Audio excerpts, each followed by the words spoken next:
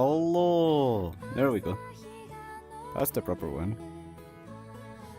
I am not stalling. Not at all. Well, hello, Ruby-san and the real theater. Welcome. Happy Sunday. Happy Song of Day. Yeah, we're episode 5. That's kinda crazy. Honestly, I can't believe that we're already on episode 5 of this thingamajig. Hi, Master. Hello, Jack. Welcome. Happy Sunday. Hope you guys are doing well today. And once again, thank you for checking the stream. I really appreciate it. I am not stalling. I am totally not jumping into VR right as we speak. Nope. Totally not. How are you today? My brain worms are eating me alive. I'm gonna be honest, if I'm having a not so good time, I'm honest with that. You know, I'm trying my best. I'm generally trying my best, Ruby. Trying my best to get better. Thank you. Do have what it takes. Are we gonna get there? Okay, I understand. I understand the point. I understand the point you guys were trying to make. I get it. I get it. That's fair. I respect that. I respect that. And I appreciate it. I really appreciate it.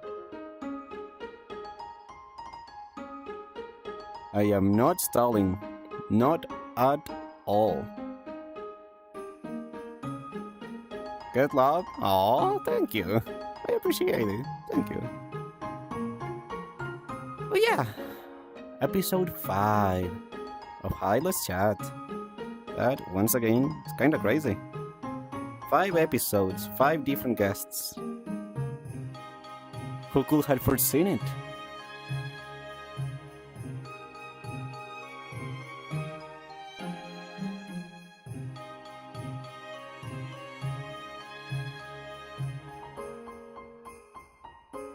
I swear I am not stalling, but I will totally be done very, very soon. Varoo is known to always be on time, but Varoo is not known to do stream preparation beforehand. That is Varoo's demise.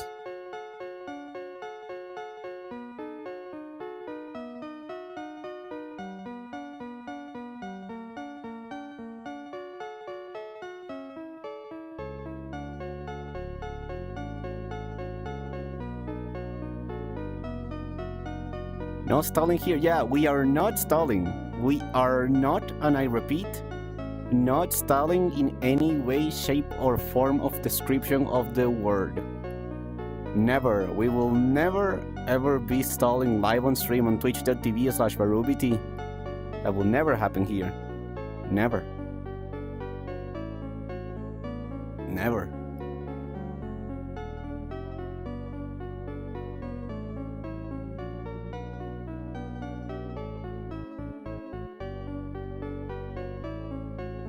Oh, would you look at that? An ad break. Actually, that's pretty handy, because that's gonna help with stuff. So might as well.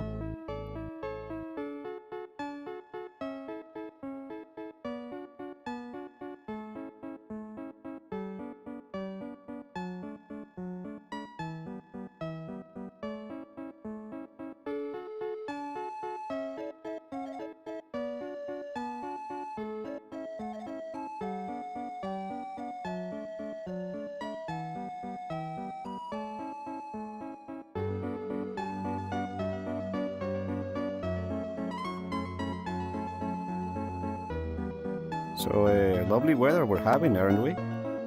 Quite the Tuesday. Wait, no, it's Sunday. Never mind. Bro, why do the days of the week on English have to be so hard to grasp? I do not understand. Why?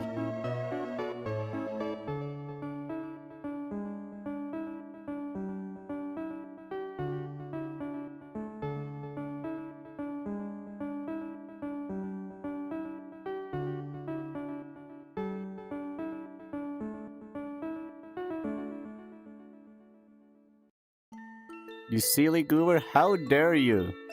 How dare you coming to me stream and disrespect me like that? Just because you're right doesn't mean you're right, Jack. Anyway, we're almost done stalling. I'm doing my final prep. And we will begin very, very shortly. As surely as they call me VarooVT. That's not what they call me, by the way. This was meant to be a humorous joke. A humorous joke. A devilish flick, if I may.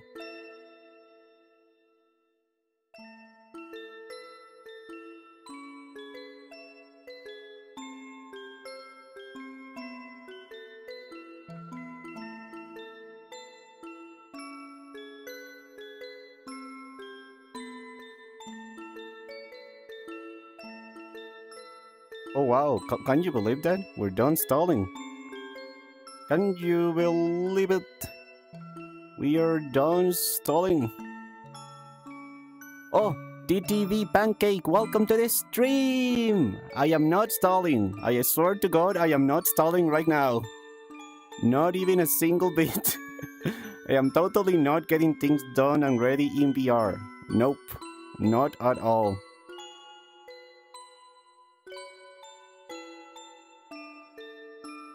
Okay, there we go. That looks good. That looks good. Okay, you know what? We can work with that. We can work with that.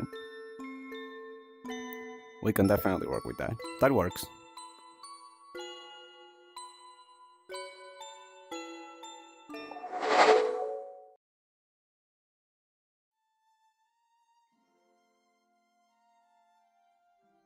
Hello? Hello! Hi! Hi! Hi, everyone! Hi! Hi! Wait. Did my trackers turn off? My trackers turned off! What the frick? What the Sigma? Why did they turn off? Yeah, we're not stalling. I am not turning on my trackers right now.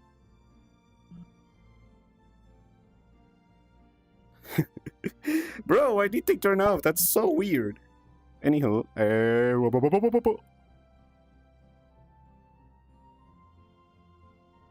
okay. It seems my trackers are not agreeing with me right now. Anywho, the skull hounds you every time. Bro, every single time. Also, hello Caesar. Thank you for not doing the feed and code anymore. I appreciate it. Welcome everyone. Welcome to the stream. Hope all of you are having a great day. Allow me 1 second, because for some forsaken reason my trackers are... Did he turn on my base stations? Hey Varoo, what's up? How are you doing today? Draxmees, welcome to the stream! I'm doing okay! Hope you're also doing... Oh! Why the pipe? Hi and welcome! Welcome everyone, welcome. Just give me 1 second, my trackers are... They're not tracking. Did something not start? T-posing Varoo is not real. T-posing Varoo cannot hurt you. T-posing Varoo is here. Okay, one sec.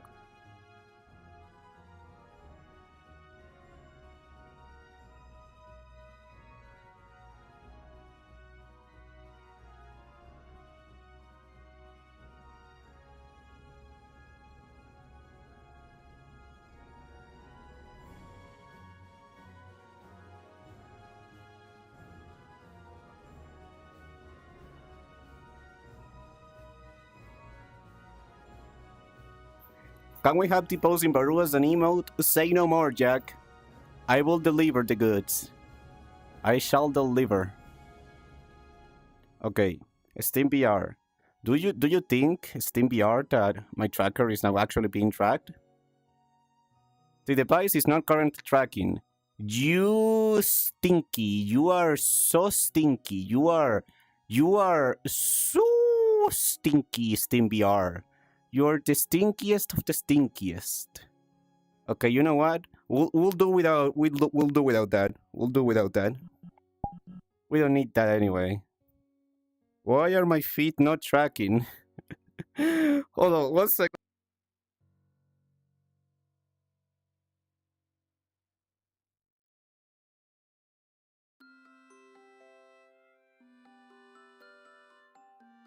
You baka.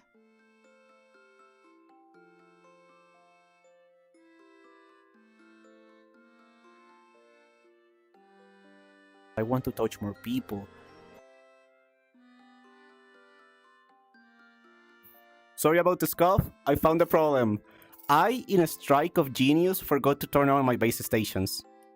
I forgot to turn on the base stations. That was the whole shtick. Okay. Whoa. Wow, my feet is here! My feet is here! Yo, I didn't know it was so flexible. Damn, that's impressive. That's impressive. This is what happens when a VTuber trackers stop working correctly. Or hubris. Alright. I think I fixed the problem. Just ignore the fact that my feet is facing through me right now. We'll do this. And my feet are inverted now. Bro, why is the scuff haunting me today? Why is the scuff just decided to haunt me today? Why? Okay, let me also enable this. There we go. I can see the chat now. Bro, I look like I'm contortioning. I look like I'm contortioning really badly. There we go. We're fixed. Everyone, look. We can do this. We can do that. I can lift my leg. I can lift my other leg. Holy moly, I'm flexible. I'm really flexible. Holy moly, I never realized. Okay. Okay, now that the major scuff is out of the way, welcome everyone. I hope all of you are having a great Sunday. Welcome Draxis and that TTV person as well. TTV pancake. Yeah, pancake. Welcome as well. I hope you're having a fantastic day. Thank you so much for checking my stream. Welcome to episode 5 of my talk show. Hi, let's chat. Varoo, Kawai Naiko, Kawai Neko, hi, welcome. It's been a hot minute. I hope you're having a great day. Welcome. Yeah, this is the pre-show. We're going to talk for about 20 minutes. Let me see. Yeah, we're going to talk for like 20 minutes and then the show starts. But welcome. I hope all of you are having a fantastic day. Thank you so much for being here. Thank you so much for giving me the honor of entertaining you today. Hello, Rice. Welcome to... Are we going to get there? I am going to cry. We should have a musical performance. I will be down to do that, Caesar. I have so many ideas for the format of Let's Chat, but you know what my biggest problem is? Lack of resources. Those things cost money. I want to make a whole custom world for Let's Chat to really do whatever we want with it. But that costs a lot of money, and at the moment I have other priorities. But the rest assured, I do have like a paper with a bunch of ideas of, you know, because I don't want to just be here talking whatever. I want to keep things fresh. I want to constantly update the format. Yeah, musical stuff is pricey, especially if you have somebody performing via chat. There is one person you want to see on the talk show? Is it Filian? Do you want to see Filian on the talk show? Because I don't think that's ever happening. Because I can literally reach out to Filian's DMs and be like, hey, wanna be on my talk show? And she's probably not gonna answer. And if she answers, she's gonna be like, who are you? I mean, I can send a DM, but I have zero hopes or expectations. The one person I really want to have one day here, is Premiere 2. I know it's a long shot, I know it might be hard, but I will be honored to have him here one day. You will have told her you're from the speed dating Christmas. Are we gonna get there? That is one experience I want to live on the past. That speed dating gave me PTSD. It was my most cringe moment as a creator. Also, hi Aurora, happy Sunday. Welcome to the stream. Hope you're having a great day, my friend. Welcome. Why the pipe? Why the pipe? Point of view? Yes. Filian's mom? Oh, Chacha. Yeah, Chacha, your VTuber mom. I think that we will have a decent chance at having Chacha instead. She's pretty chill, and she seems pretty approachable. So that one I can definitely ask. Again, I have zero hopes, but I'd say there's a much bigger chance of having Chacha on the stream rather than Filian. You have a cute accent. Aww, thank you. I really appreciate that. I'm super self-conscious about my voice, so I'm glad to hear people enjoy it. VarooVT. What do you mean by that, Mr. Tortoise? Welcome, Kurt. Happy Sunday. Hope you're having a good one. And hello, Varoo, Cutie Bean. Hello, Aurora. But yeah, once again, I hope all of you are having a great Sunday. Thank you so much for being here. What if she does come with better behaviorals? If you guys don't behave, Chacha will pull the chancla and she's gonna hit me. And I don't want that. I've been hit by the chancla too many times already. Ask any South American mom what the chancla is and what it can do, and they will answer. Hey Varoo, can I add you on BRC? Yeah, feel free to, Drag. Feel free to. Oh, why the pipe? Why the pipe? Exa! Hi, Exa! Hell yeah, welcome. Welcome to the stream. I'm Jay Felix! Welcome to the stream as well. Welcome, welcome, welcome. Varoo, I got some news and it's awesome. What's up, Aurora? What kind of news do you have? Eggnog! Welcome to the stream! Happy Sunday! Hope you're having a good day, Eggnog! Welcome, welcome, welcome! I am Varoo, and my talk show is going to start in a few minutes. Whoa, my hips are misbehaving today. Hydrate, I got you. I got you. Never mind, it's too far from me. I'll get it in 1 sec. I'll get it in a minute. But yeah, again... Oh! Eggnog, thank you for the follow! I really appreciate it! Thank you so much! I hope you enjoy your stay! See you, Caesar! Have a good day at work! Oh yeah, I hope all of you are having a great day. If I'm honest, I've been dealing with my mental health. Varoo, can I be on episode 42? Oh my god, you're so right, Real 40! We need to have Real 40 for episode 42. Literally because their name is Real 42. Literally, that's the only reason why. True, true. Write that down, write that down. You've been playing Destiny 2 today? Let's go! Didn't they release the final expansion for Destiny, the final shape or something like that? But yeah, I've been dealing very heavily with my mental health, both on stream and off stream, and I do want to say something. I genuinely wish I was better at keeping my mental health in check. Hey Zhao's super busy today, so I'll be in and out, but 19 months, let's go have a lot of fun today, OFC. Thank you, Dutch. 19 months? Dude, that's almost 2 years. That is almost 2 years, dude. Holy, have we known each other for so long? Bro, that's crazy, Dutch. Thank you so much. And if you need to go, that's perfectly fine. Thank you for the sub. I really appreciate it, my friend. Thank you. Holy moly. Dude, time flies. That time genuinely just flies away. But yeah, I wish I was better at keeping my mental health in check, because I know you guys believe in me, and I have no words to express how grateful I am for that. Like, genuinely, you guys, are we gonna get there? Thank you, Master. You guys genuinely are the light on my head, on my mind, that keeps me going forward when I can't see any way forward. So I want to say thank you for that, and at the same time, I'm sorry.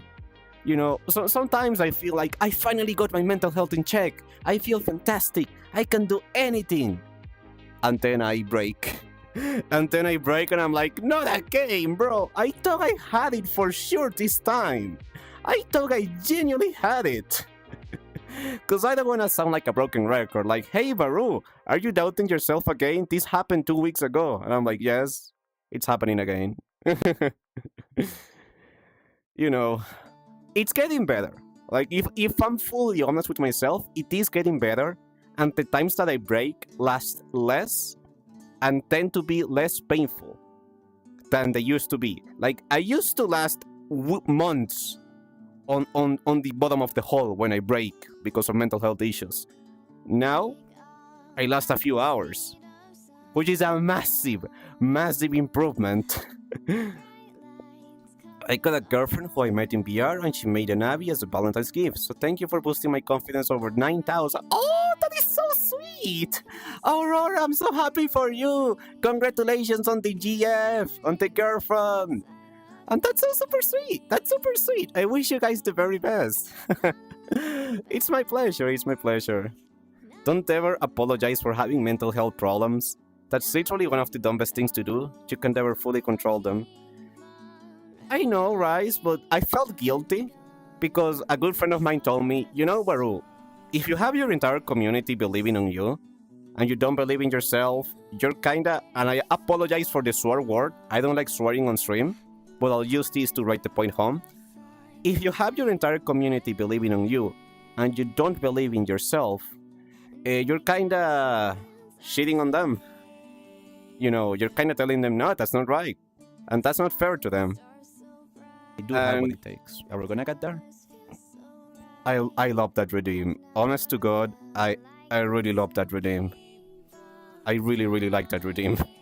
Whoever added that, seriously, thank you. Whoever added that redeem, thank you. Can I speak to you on Discord for like 5 minutes? Okay, Rice, we can do 5 minutes, but after that, I do need to start the show. Yeah, I know I didn't mean to cause, but I just used it to drive the point home. But yes, Rice, I can have you for 5 minutes. Just feel free to call me and I'll pick up the call. Well, yeah, that's the main thing, you know. Okay, Rice, give me 1 second because I'm not using the right microphones and stuff on Discord. Just give me 1 second. Hello, hello, hello. Hi, Rice. Hello? Yep, hear you. Okay. I know what Tippy said, and I know... Okay, you're kind of bending what she said a little bit. What she said was, if you... What she actually meant is, if you openly say that you don't believe in yourself constantly over and over, that's when you're shitting on your community for believing in you. Oh. When you just struggle with it internally, that's not actually shitting on any of us. Oh. That's just called being human and having struggles. Well, I'm not human. I'm Varoo. Bro, you know what I mean. Yeah, I know what you mean. You are a cute bean and you deserve love. That's what you are. Anyways. Thank you, Rice. And thank you for clearing the point, because I hadn't seen it that way. Yeah. Thank you. Exactly. So, don't ever feel guilty about feeling down, because that's not what you should do when you feel down. When you feel down, what you should do is you should let people know that you are feeling down. Then we can help you and help you feel better afterwards. And that's the whole point. I do have what it takes. Are we gonna get there? Thank you, Rice. Thank you, everyone. You're not alone in this. And I know everyone in chat will agree with me when I say that. Thank you. Oh, off to a strong start. Oh, It is a talk show for talking about emotions, isn't Does it? that mean that your hips are doing the classic? You're gonna kill it out you there. know, Have fun with Penumbral, you're on alright? Tonight. Will do. You know Thank you, your Rice. hips don't lie. We You're appreciate starting it. to feel it's right. Well, that was Rice. Thank you, Rice. Thank you for showing me a different perspective. I really appreciate it. And the other Joe, welcome to the stream. Thank you for the message, Bandana. I appreciate it. I'm sorry that I couldn't pay full attention to it, but I was also listening to Rice Stone. But hi, Bandana. Thank you for checking the stream. Hope you're having a great Sunday. And I'm very happy for you because you have a fan base, it seems. You're someone I want to be like one day. And you will get there, Kuwanaiko. You will get there. Listen, content creation is not about being the luckiest or being the best streamer or being the most talented. Content creation is having the bravery to put yourself out there, to be seen and judged by the world, and to say, hey world, this is who I am. And find a way to make that resonate, connect, find the right people. That is what this is all about. It's about putting your heart out there and making that heart find the right people. There are billions of people on this planet. Billions. Are you telling me that there's not even a single person out there that wants to see your content? Because if you think that's the case, I can guarantee you, there's more than one person out there that wants to see what you can do. Because there's only one of you out there in the world. Only you can create the way you do. Only you can talk the way you do. Only you can be you. There's no repeats. There's no do-overs. There's only one of you out here. So yeah. So awesome. You've grown so much since I've last been here. Oh, Mikey! Mikey Original! Thank you so much! I really appreciate that. It's been a crazy journey, Mikey. Mikey, real quick, do you know who Premiere 2 is? Do you know who Premiere 2 is? By any chance? And welcome! It's so nice to see you! Happy Sunday! Happy Sunday! Oh man, I'm feeling all emotional already! I'm feeling so emotional already! Because it's really hard for me to see my progress. It's really hard for me to see how far I've come, so thank you, Mikey. You gave me a great gift today. Mikey, Premiere 2 is an amazing streamer. He is one of the biggest streamers on Twitch, one of the many bigger streamers. He streams to like 3,000, 4,000 people. He's an awesome person, and he's a friend of mine. And on January, he rated us with over 3,000 people. And I couldn't believe it. I never imagined he will do something so kind for someone so small like me. And it was incredible. We were on the #1 spot on the beer chat category on Twitch for a few hours. It was the biggest stream I ever had in my entire Twitch career so far. So, yeah, I just wanted to share that in case you didn't know, Mikey. It happened on January, so around 1 month ago. But yeah, thank you, everyone. I do feel better. I genuinely feel a lot better. So, thank you. I'm sorry that I'm crying so much today. I've been dealing with a lot. As you guys can see, I've been dealing with a lot, and I try my best, but it's not easy. But every time, even if I'm feeling down, the fact that I can stream and you guys show up to have some fun with me, that means the world. Seriously. So thank you so much for the gift that you guys are giving me today. And whoa, holy cow, 3,000, that's awesome. You deserve it. I am going to keep crying. You are so genuine and nice. You haven't changed since I followed in August. You're still the awesome you that I met way back then. Thank you, Mikey. And I will say that's one of my qualities. I am me. Varoo, you keep on telling people that they can make it as content creation, and everyone can be good at it if they want to. Absolutely. And try to. Now, Varoo, after this stream, I want you to see yourself in the mirror and yourself the kind words you keep on telling us. Holy moly. That is Bandana. Holy moly. I'll try, Bandana. Holy moly. That is some massive wisdom. That is some massive W wisdom right there.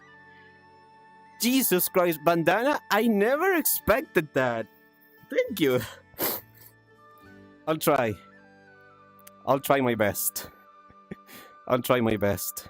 Master Beef do be speaking facts. Yeah, Master Cheeks is speaking some good facts. But yeah, Mikey, I am just me. I don't like putting a personality. Some people prefer to do that, and that's perfectly fine, but I prefer to be me. If somebody likes that, awesome. If somebody doesn't like that, that's also okay. Nothing wrong with that. But thank you, Mikey and Master and Bandana. Your message was absolutely beautiful. Thank you. Okay, we reached the 30-minute mark, so the talk show will start after this song. we're going to have our guest for today's episode is VarooVT. He is a variety streamer, VTuber news creator, a really awesome person. Also, he drinks Iron Brew. That's super based. But he's an awesome person and someone that I feel genuinely deserves to be seen by way more people. He's incredibly talented. He has a great personality, an incredible way to present himself and his content. And I'm excited. I'm really excited that he accepted to be on the show. And fun fact, I wanted to have him for the longest time. So one day I was talking on his stream and TP was there. And they were like, hey, Varoo, you should have Penumbra on your stream. And I was like, hey, Penumbra, since TP said it, do you want to be on the stream? And he was like, yeah, I'd be super down. I was like, okay, perfect, thank you. Literally, every single VTuber wants to collaborate with each other, but we are just way too damn anxious to reach out. Genuinely. That is my headcanon, and it continues to be true. We are just way too anxious to reach out to others.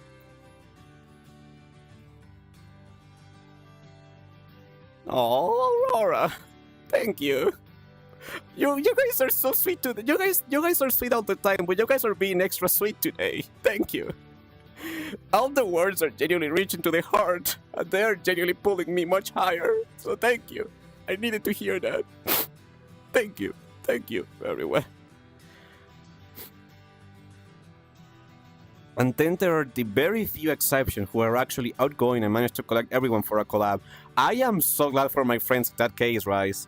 Like, literally, pretty much 99% of the collabs that I have done are because people have invited me.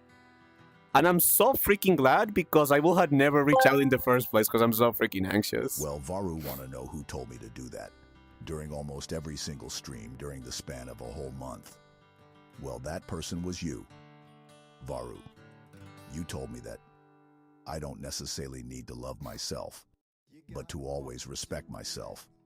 So me telling you that earlier was just me paying it forward back. And then you're an amazing freaking person. Thank you so much, man. Seriously, thank you so much.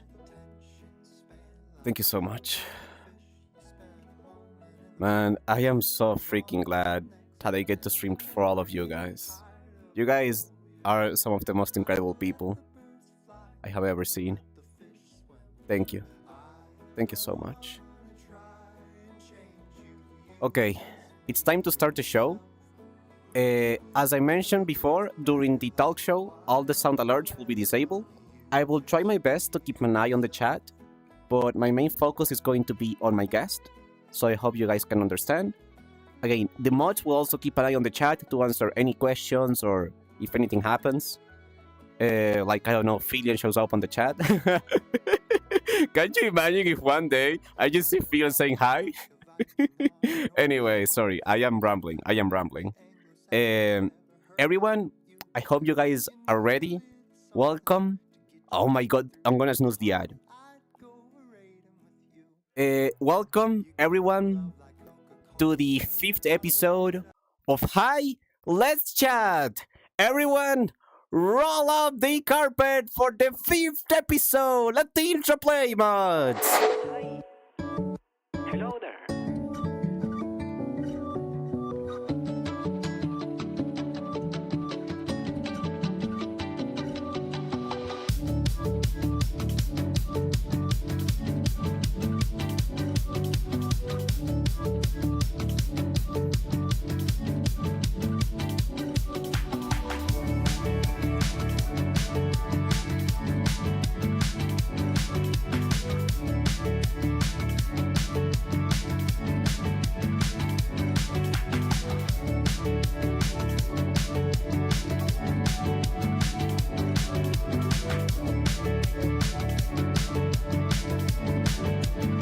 When you talk about selling it, look, selling out and shilling my own code and shit is fine. I'm not selling out to Goo Goo Gaga coin, alright? Do not invest in Goo Goo Gaga coin. It is not going to the moon. It's going to the morgue. And going? Dude, this planet is so moist. I'm gonna name this planet Bitchless VTuber because this motherfucker be wet and lonely.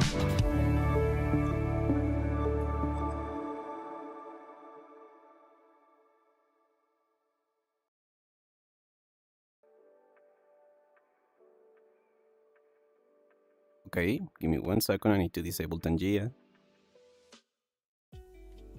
Tangia, and send a little call to Penumbral.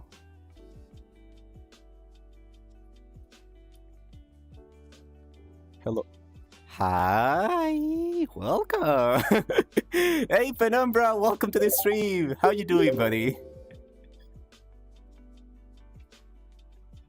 It's okay. I'll make you bigger. I'll make you bigger. I'll make you bigger. I'll give you more real estate. Enhance, enhance, computer. Wait, no audio. He's muted. Is he muted? Hold on. Can you say something really controversial? Okay, give me 1 second. We will fix this. No, that's fair. That's fair.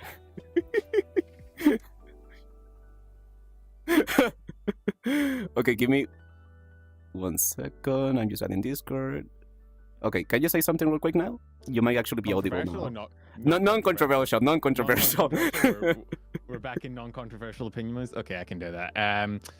I don't have any non-controversial opinions. They don't sell very well. Nobody cares about non-controversial opinions. Okay, can you say something controversial then? Personally, me specifically, I think anime VTuber models have too much booba. Needs to be less. Needs to be dialed down. It should be inverted. It should have a little dent.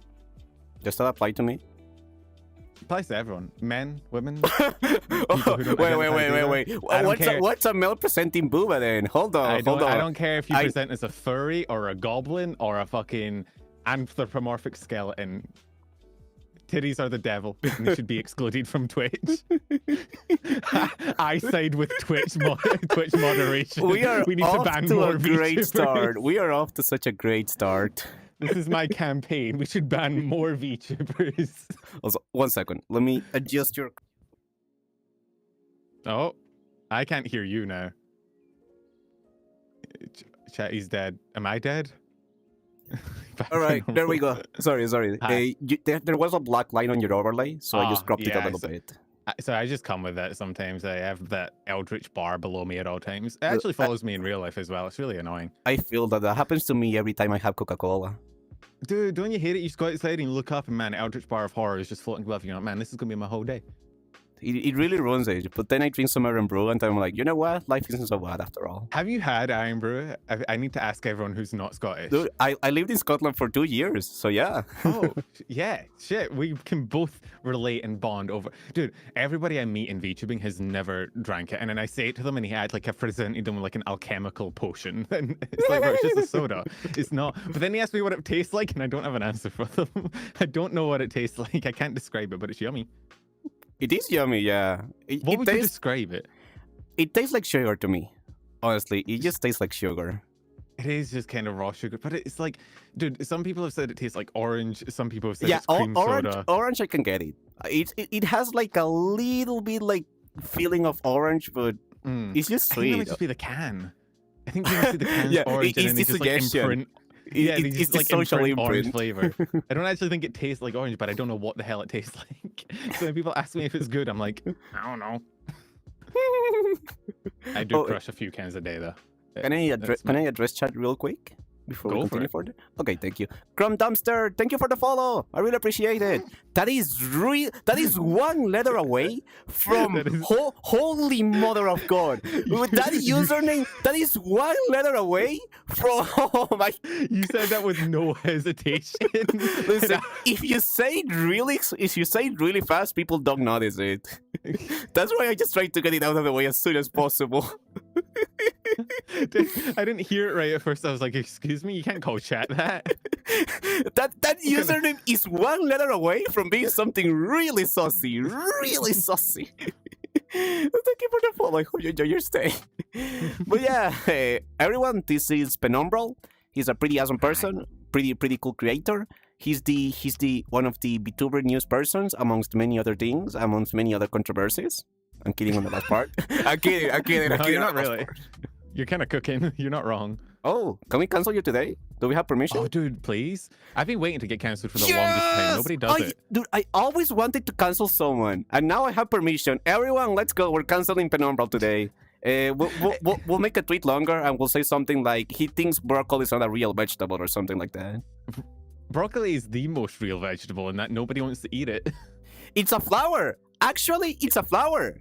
What? It's a flower. I am not kidding you. It's a flower. No. This is some scientist No. BS. This is- I learned this like 2 weeks ago. Broccoli is actually a flower. Okay, no, this is some Pluto isn't a planet BS. It is like a scientist one day was like, actually, if you look at the definition, and it's like, well, maybe change the definition then. Huh? You ever think of that? I should really ask clarification. What is the swearing rule on here? Do you swear a lot or no? I don't swear, however, just be yourself. If you want to drop some fat F-bombs, go for it. This is a space where you can just be yourself as long as you're comfortable and don't say something controversial. I'm fine. As long as I don't get you put on the news. Listen, I think I've done plenty of things that are newsworthy by themselves, very controversial already, so I'm doing great by myself already. Oh god, yeah, we're just gonna go up the YouTuber pipeline. It's gonna be me with you, and then we'll be on Falsy's show, and then False will be reported by the actual mainstream news. Yes! Also, Merlino and Pancake, welcome to the stream. Hope you're having a good day. Okay, there we go. Broccoli being a flower doesn't feel right to me. It's gonna be in your head for the rest of the day. Who decides these things? Like, it's clear. I'm gonna throw hands with the scientist. Give me his phone number right now. I'm gonna run hands with a 60-year-old scientist. You can't stop me. Oh my god. Meet me outside the laboratory. I'm gonna shove a broccoli up your nose and see if it smells like a flowered asshole. 1v1 me, IRL. I'll 1v1 science. Oh god. This has to be the most chill start to the stream that I had in a long time. Because most guests usually like to present themselves, or they're like, oh, I'm coming to Shy, and you're like, I'm coming in swinging. I'm coming in swinging, bro. I'd say I'm coming in raw. I don't have a self-introduction or anything. I just come in and I'm like, broccoli? That is an MFing vegetable. I'm sorry. You can't convince me. You know what? I approach every argument at 100%. I do not. And I don't care how useless the argument is. I'm just... I respect that 100%. Thank you for having me on. Thank you for inviting me. No, it's my pleasure. Actually, I talked about this before the stream, but I was really wanting to have you for a long time, but I was really freaking anxious and shy about reaching out. I was like, he's the VTuber news guy. He's not going to pay attention to an emotional being like me, And then I rated you, and TP was there, and they were like, hey, you should have Penumbra on your talk show. And I was like, well, Penumbra, do you want to be on the talk show? Yeah, I get that. Every time I've ever invited anyone to do anything, it's because a friend of mine has been like, oh, would you like to? Do you want to invite them? And I'd be like, sure, because I've now got you as like the scapegoat of like, I can be like, oh, they said I should ask you if you want to do this. And it's like, I get it though. VTubers suck at collabing. We're all like super... Like, yeah, I love collabs. Anytime anyone invites me to one, I'm there. But when it comes to actually inviting people, I'm like, oh, but what if they hate me and shoot me in the face? Dude, yes! Oh my god. I relate, as an overthinker, I relate to that so freaking hard. Like, if I don't talk to a friend like a week, I just default to, bro, they hate me. They hate me. I don't know what I did, but they hate me. The friendship is over. They hate me. I don't know what I did, but I clearly did something. Dude, yeah, it's weird as well because I'm friends with so many creators and we hang out off stream, but literally, like the moment it comes to like inviting them, I'm like, but what if they decide that they hate everything I stand for and tell me to go die? And I'm like, well, let's maybe hold back. Can we just play some more Minecraft by ourselves, shall we? Bro, that is so relatable. Like, I did not expect to have a guest that will be so freaking relatable from the get-go. I think so many VTubers have the same, like, brain rot of, like, thinking everybody's a lot more judgy than they are. I think most VTubers are in their own head and wouldn't care if you invited them to anything, but it's so hard to get over that, like... That initial barrier, yeah. Because I used to run, I don't do it anymore, but I used to have like a kind of a similar setup is this, where I'd like have a guest on and talk to them. And I had Heavenly on one time, Heavenly Father. Heavenly Father. Nice. Yeah, and I was speaking to him, and I was like, yeah, I've debated asking Juniper Actius, because like my mod and the co-host was a huge fan, and we're like, oh, I've interacted with her a little bit, but I don't know her super well. And he's like, DM her right now, and I was like, what? And he's like, yeah, we're not ending stream until you. He told you to DM her right on the moment. Midstream, I had to pull out my Twitter DMs and DM her for the first stream, being like, hey. So you genuinely have to hold like a gun to my head to make me be social sometimes. Same. Honestly, I've been the same. Like in a similar tangent, when I went to TwitchCon for the first time, I was hanging out with some friends outside the convention, and there was this creator that I talked on the convention, and I wanted to send them a DM. And my friends were literally holding my phone in front of me. Just DM them, Varoo. And I was there like, you can't make me do it. You can't force me to be social. They literally had to force me almost at gunpoint to get me to actually send that freaking DM. Friends, the best way, I think, if you want to do a collab but are scared to ask, is to ask your friend and make them force you to do it. Honestly, yeah. I've got so many friends that in the back of my head are being like, oh yeah, we need to collab, we need to do this, and they just sat in the background because neither of us is taking the step to actually be like, okay, let's do it today. Oh my god! You stop being so relatable! You're being too relatable! You're being too relatable! Every VTuber is the same. We're all identical. You're my spirit animal. Can I be like you when I grow up? I think we're around the same age, I'm pretty sure. Also, We probably are, yeah. Look at me. I'm tiny. Listen, it's not about the package, it's about how you use it. That sounded really bad. Never mind. Can we take that back? That sounded really bad. I do use this package pretty well. You're lucky I have my bot disabled, because otherwise people would be turning me into Lopi midstream. Actually, is it okay if I ask how you got that model? You don't have to answer if you want to. We can the skip Lopi that. model? Yeah. No, it's fine. So we're like best friends before she had that tragic accident that had nothing to do with me, and you can't prove anything. There was no evidence. Okay, all right. Clip that, Jared, clip that. When she had her tragic death, it was so sad. I cried a lot. The models were just there, and the spirit of her decided that I could have them as a funny haha. So now I just have them as bot redeems. Like, people on my channel can spend a few thousand points to get me to switch into a dead rabbit model. Oh, so that's how it happened. Because I've been looking on your streams a lot, and I was like, I don't understand, but I'm curious. Sometimes, for some reason, Twitch really likes taking her models as like the thumbnail for the stream. Thumbnail, yeah. And so a lot of time when it switches to that as a thumbnail, I get a bunch of people coming in being like, why the hell is Lopi here, and why do you sound like a man? And I was in the joke of like, I'm actually just Lopi. I've decided to take my voice changer off. This is just what I sound like, actually. Oh my god. Well, it's a way to get someone like to click on the stream. They're like, wait, hold on, what is this? And I need to start making YouTube videos with just her face in the thumbnail. Dude, yes. That's how you trick the algorithm. That's how you trick the algorithm. My dead friend for clout.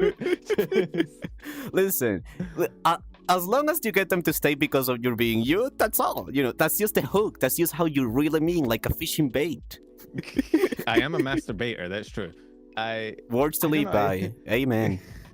Is because chat will because they all stack up, so chat will just spend like 10,000 channel points, and then I know for the next like 30 minutes I'm just stuck in various different models. It's funny, it makes making clips a pain, because you find the clip and it's like, oh, I just happen to be looking like this right now. Okay. Oh, speaking of clips, I am not kidding you guys. So as you guys saw on the intro, I usually like to have 2 to 3 clips of my guests, so you guys can get a quick taste of what they do, what their humor and their personality is like. Ben was like, Varoo, every single one of my clips I'm just using the Punko Lopez model. And he was not kidding. He was being serious. I was like, oh my god, not even a single one? Well, it's like a 50-50 chance at any point in my stream that I'm in one of those models. So it just, and I don't know, man. I'm really bad at clipping. Like, I don't make clips. I don't post clips to YouTube. I've been trying to do it more recently. I've been trying to dial more into the YouTube side of content. But for the longest time, my YouTube side was just my news, and I kept like my streaming and my YouTube separate. But recently I've been trying to do more clips, but God, it's very hard watching your own content sometimes. Like, trying to go back. Do you have the thing where you kind of cringe when you look at your own things?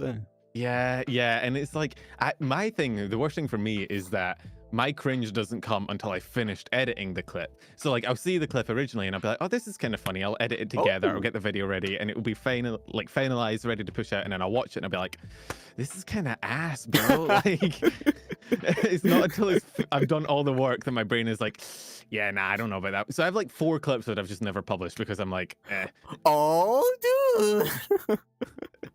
Come on. Honestly, I don't know why, but I don't get the cringe. Okay, so like I can watch my bot and I can be like, yeah, that was fine.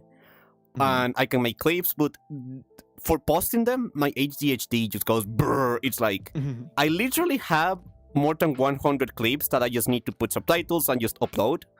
But it's like I physically cannot do it. My brain is like, nah, we are not doing this. Genuinely, for like a small clip that is like, you know, like a minute long, it takes like maybe an hour to edit a lot. Like getting the clip, editing it, making subtitles, it's probably an hour, maybe a few hours depending on how hard you're going on the edits. But actually forcing yourself to sit down and do that straight is it's horrible. Especially subtitles. I hate subtitles. I really need to try and get one of I those like subtitles actually. subtitle. That's the part I like the most.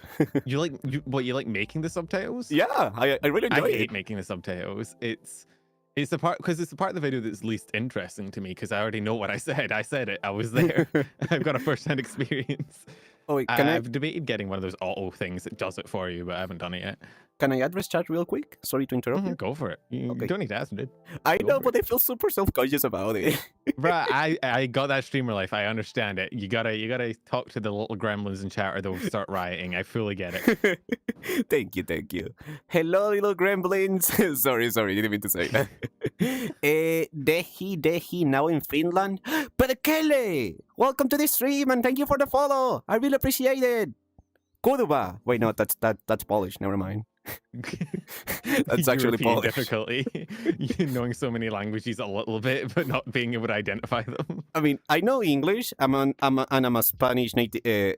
Spanish. Oh my god, I can't speak to that. I'm a native Spanish speaker. Oh my god, that was hard to say. But yeah, I know like little bits of like Finnish and a little bits of Polish. Mostly swear words. I learned French technically growing up in high school, but the French class was in the computer room, which means me and my friend just watched PewDiePie videos together all class and never actually learned a word of French. That's so freaking based. We'd sync up our 2 PCs on the same video and just watch it side by side, just while he was doing a horror game, and then tab out whenever the French teacher walked by. Didn't learn a word of French. Watched a lot of YouTube videos though.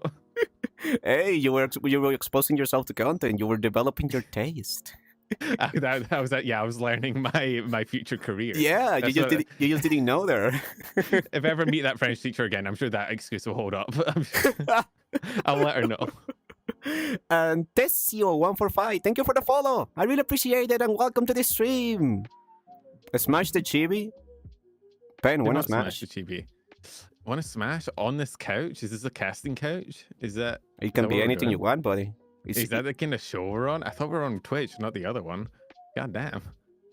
I mean, hey. I like to surprise my guests, and I did say I was going to change the format for today. So. Oh, I mean, hey, I'm always down for a surprise back shot. No, the back shot air. That's how we met, if I recall correctly. Wait, did we? I think we met on Backshot. I think Backshots is how we got to know each other. Oh, Backshot the Ledge. Yeah, with Miss Telly. Bro, I was like, what kind of Backshot are you talking about? I was like, bro, what? Oh my god. Dude, I'm having a great time. Miss Telly and Sakura, and because I think it was Miss Telly invited me, and she invited you as well. Absolutely, yeah. It was Miss Telly who got us together in the same room. And then I showed you in the back. That was a bonding experience. That's how you make a true friend. A lot of backshots going on. I mean, hey, we played it was like 2 hours long, just non-stop backshots. You'd love to see non-stop. We were just blasting. We were just blasting left and right. Popping those pills and adrenaline and shit. Dude, I one day want to graph out my entire like friend tree just to see like the different links between people and like because I have a Yeah. friend that did something like that. He was like, okay, what's our VTuber circle? And he was like making, this like the office cycle link of like, okay, this person leads to this person, which in turn is connected to this, and that brings us to this circle. And I was like, bro, I respect that, but holy moly, this Holy looks like shit. the most schizophrenic thing I have seen in a long time. You just go into his room, it's just like red, like a pinboard or red. A pinboard, yeah. Just all the between connections. He was like, keys. you don't understand, Baru. It's all about the inner sphere and the outer sphere. And the inner sphere only interacts with the inner sphere. And that's how you can't get in, Baru. Get it, Baru. Get it. I'm like, bro, this is too much for me. I just want to stream, dog. I just want to stream, please. I think it'd be interesting to look at from like because I met you through Mistelli, and I met Mistelli through Rexon, and then who did I meet Rexon through? Was it Rexon through Lopi, or what is Rexon and I's first DM? I'm gonna expose Rexon right now on Yes, stream. licking the M's, licking the M's. Well, I know the first time he ever DM'd me, he thought what was it? He thought Britain was a place in England. Is it not? And no, it's not. Varu, please. It's not? Varu, please. Don't be as bad as Rexon. Is You it- have to be better than Rexon. But You can. it's the UK. Isn't Britain just a city inside the UK? A city.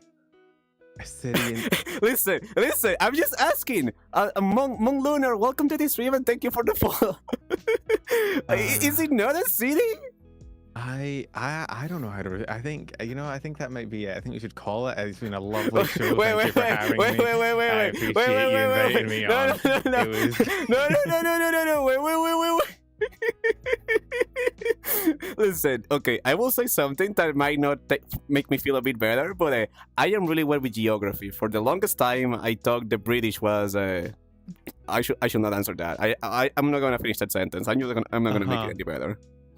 Maybe stop digging the hole when you're already almost at China. Yeah, but I am really bad with geography. Like I played GeoGuessr twice, and I'm pretty sure my chat lost many brain cells that day, myself included. To be fair, I'm also horrible with geography, but like, I don't know. Rexon thought it was. He didn't know Scotland was a place. He had no idea it was a country. Okay, wait. That one. Okay, that one I can't let go past. The Scotland one. Everybody knows that Scotland is a country. No, he thought. If I remember correctly, he thought Britain was a place in England, and he didn't know Scotland was a place in Britain or where Scotland was. And Britain isn't. He thought Britain was a country on its own. Oh God!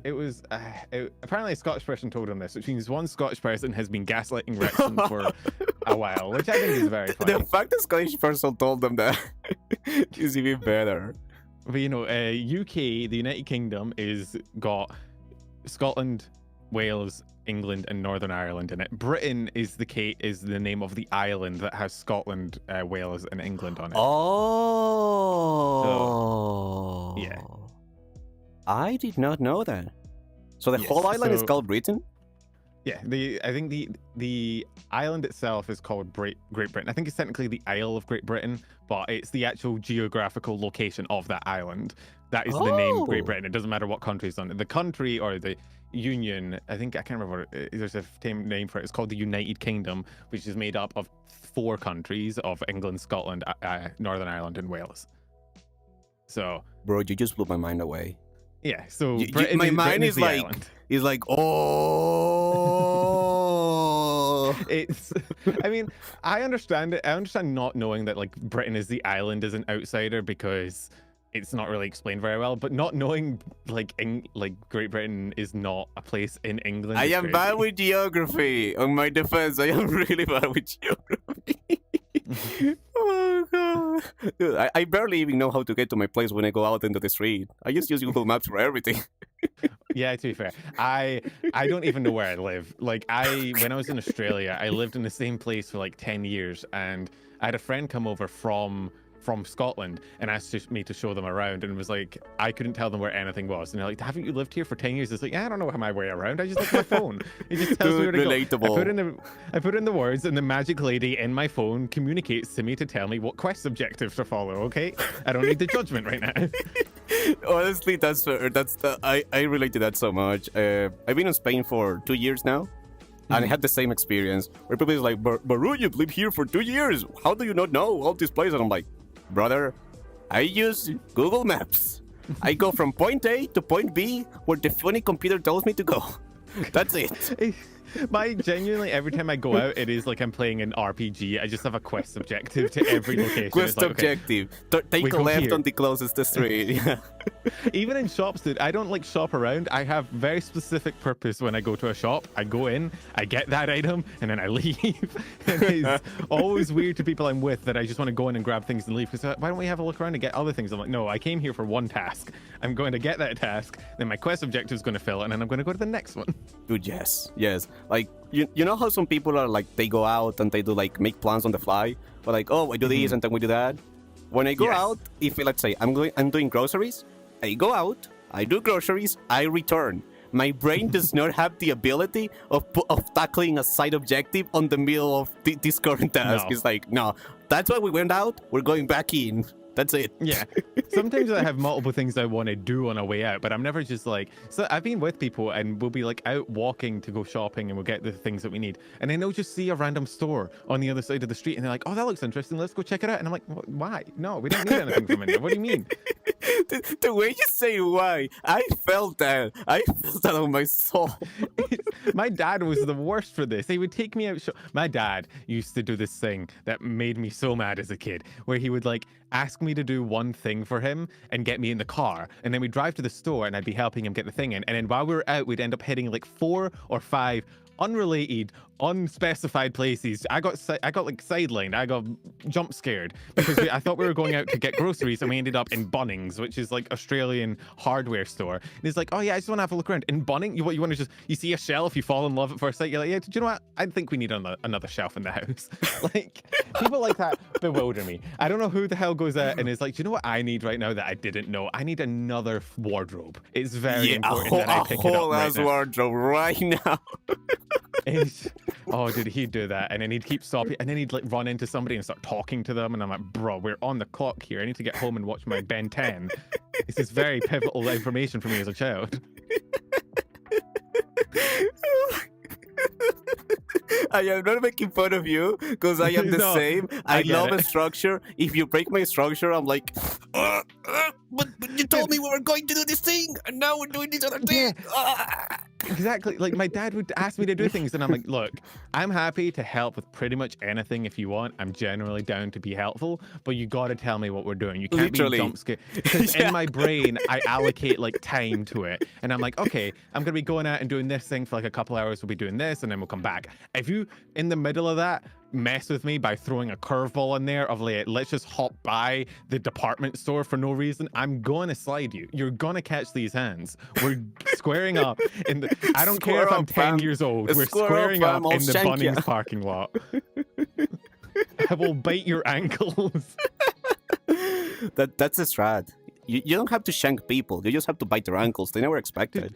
You got like 4 shanks in your mouth at all times. Just It's spoken like a true Scottish. It's spoken like a true Scottish. Well, listen, we always know where the nearest knife is. Our national outfit that we have for events comes with a knife. Like It comes with a knife? Yeah. Bro, that's so metal. Holy moly. Wait, actually, I want to send you the spelling for this. Do you know what? I'll send it in chat just so everybody else can see. Okay. I want to see if you can pronounce it. That works. Mustard going VTubers talking. Hell yeah. Can you pronounce that word? I'm gonna be real. I had my chat in the distance and I thought that said Sigma, bro. Sigma. Okay, let me try. Let's see it. CGN dub? No.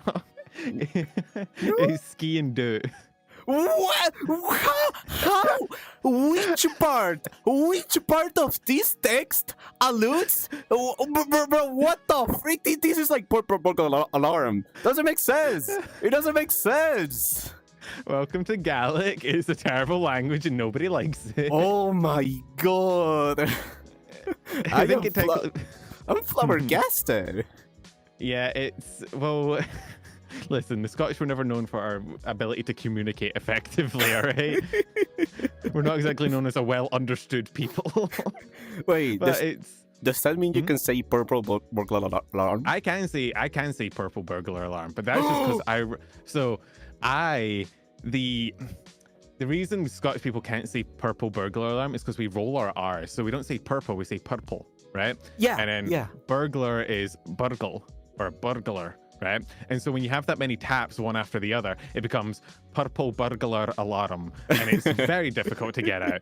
So, but thankfully, because I lived in Australia for 10 years, I started not rolling my R's anymore because it was the main thing that made people. You can only go through McDonald's so many times and have them not understand what the hell you're ordering before you're like, you know what? I'm going to cut out the R's. We don't need R's in our word anymore. We can just. So I cut that out. But yeah, it's the reason we've been debuffed. Oh my god, it all makes sense now. It does. This skiing do it's a knife. We have it in our sock. It's a sock knife. Because well, official like dressing in Scotland is like kill. You have your sporran, you have your socks, you have your tartan, right? Oh, And I've then seen you the have- kilt, yeah. Yeah, and then in your sock you have like calf high socks, and in the sock you tuck a little knife. I don't know why you tuck a little knife. It's just always been there. You just get a little knife. I assume it's if an English person shows up at any time and you just need to fucking shank them. So it's on easy hand. But So what you're telling me is that all Scottish have this little compartment on their sock, their shanking knife. It's not a normal knife. It's a shanking knife for special shanking occasions. it's a sock knife, yeah. It's a sock knife, yeah. All Scottish people basically act like they're in prison at all times. Which, I mean, when you've been living next to the English for so long, it's pretty much true. Honestly, I relate to that because listen, I live in Scotland for 2 years. I escaped recently, thankfully. Oh, how'd you get out? I exported myself out. I basically walk up to my boss and say, "This is depressing as freak. I can't handle it anymore. I'm gonna work on Spain or I'm quitting." And he said, "Okay, let's do it." I'm like, "Oh, okay." Good job asserting yourself. You love to see it. Yep, it actually worked out because I was ready to quit, but he was like, "No, okay, let's do it." I'm like, "Okay, awesome, let's go." But we should put boss a Muppet. I mean, I don't know. I guess I used the right energy, or maybe Neptune was in retrograde or something. I don't know. It worked out. But it was depressing. Like, dude, it rains there all the time. And no offense to Scottish people, you guys are pretty chill. Like, not gonna lie, Scottish people know how to have a good time for sure. But what people did, at least the people in my circle of people that I knew, was just get drunk every single day at the pub. Yes. Yeah, it's pretty much our main pastime, correct? And like, I understand why. Like, I understand the culture. I got the taste of that. But I was like, bro, I don't want to kill my liver. I don't want to go to the pub for the 11th time. Can we just chill? Can we just have a chat, please? No. Please, I don't want any more whiskey on me. All Scottish gatherings must be accompanied by whiskey or scotch. It's important. I will say, though, that Scottish whiskey is fantastic. It warms you up so well. Like, I had a shot of like the good stuff before I left. And I was like, I'm 40 kilograms of body weight. I'm skinny as freak. I have really fast metabolism, so I'm constantly freezing. I'm constantly wearing like 3-4 layers on me all the time. I had a shot of that. My hands were warm. My whole body was on fire. I was like, this is amazing. I understand now. I understand why people drink. We live in a really cold country, so we're like, hey, what if we just always have alcohol in our system and then we never feel cold? Literally, problem solved. I was like, holy moly. It makes sense. Like, all the things connected in my mind. Whiskey is good, but it's dangerous because it's yummy. Dangerous. So you drink it and then it is very alcoholic. Oh, it is like yeah. drinking straight vodka. It's like drinking vodka, but it doesn't taste as like soul crushing as vodka does. So you can actually drink it without wanting to die. So it's pretty rough. I had a Twitter episode a few weeks back where I got hammered and drunk tweeted, and it was not ideal. I might have seen that tweet you're mentioning. Yeah, it was that was a time for me. I ended up drunk DMing Brie for some reason. I just sent her TikToks and then passed out in my shower. Hey, that's base. You send her TikToks. You know, there's nothing wrong with that. It's apparently my drunk texting is I just start sending all my friends drunk TikToks like, hey, look at this. Oh my god! I think the only instance I had of like doing something while being drunk is I did a tipsy stream where for every 100 beats or every follow I will take a sip, and again I am 40 kilograms of pure power. Dang, that's pretty low body weight. Oh yeah, that backfired. By the 30th minute, I lost all sense of balance and coherence, and I was just like. Yeah, I'm a giggly drunk. I'm a very giggly drunk. So when I get drunk, I just start smiling constantly, and I have to bait you during a drunk stream where chat can like do the same thing of like 100 bits is a bit because I already have the hydrate, right? And I was like, what if I make a hydrate redeem that is just for alcohol? But then then I reconsidered because I know what my community is like, and I would end up dying. Dude, that they will kill me. They will do it. You gotta put that high. You gotta put that bar high. Yeah, the worst part is about like whiskey specifically or alcohol is that it gets you drunk so fast that you don't really have like. I feel like with like beer or cider, you have like a gradual slope of drunkenness where at any point in the beginning you can be like, okay, I'm gonna stop. I don't think I need any more alcohol. But with whiskey, you can do like. On your second glass of whiskey, you're already so gone that you don't have any presence of mind to be like, maybe I should dial it back. I don't need any more alcohol. With like spirits, like whiskey, vodka, rum, whatever, you get so drunk so quick that you don't have any time to like halt the brakes on the train. And by your sensible side leaves, and you're just like, yeah, fuck it, I'll have a third drink. Who cares? And that's when you end up in the bathroom throwing up for an unfortunate bit of time. That's the thing. By the time you realize maybe I should stop, it's too late. It's too late. Yeah, after that night I swore I was like, you know what, I'm probably not, unless I'm around other people, I'm probably not gonna drink a lot because the aftermath, there's nothing less fun than being stuck with like a headache, feeling constantly nauseous, being really tired because you've been drinking. You can't go to sleep because you keep throwing up, and you're like, it's horrible. Don't drink, kids. Take it from me, it's a horrible. If you're with other people, it can be fun, but when you're alone and you have to deal with the consequences, it sucks. Agree. This has been your what do they call it? A PSA from Penumbral. Penumbral service announcement. Public service announcement from Scottish Penumbral. And you know, the Scottish can drink a lot, so you know it comes from a place of experience.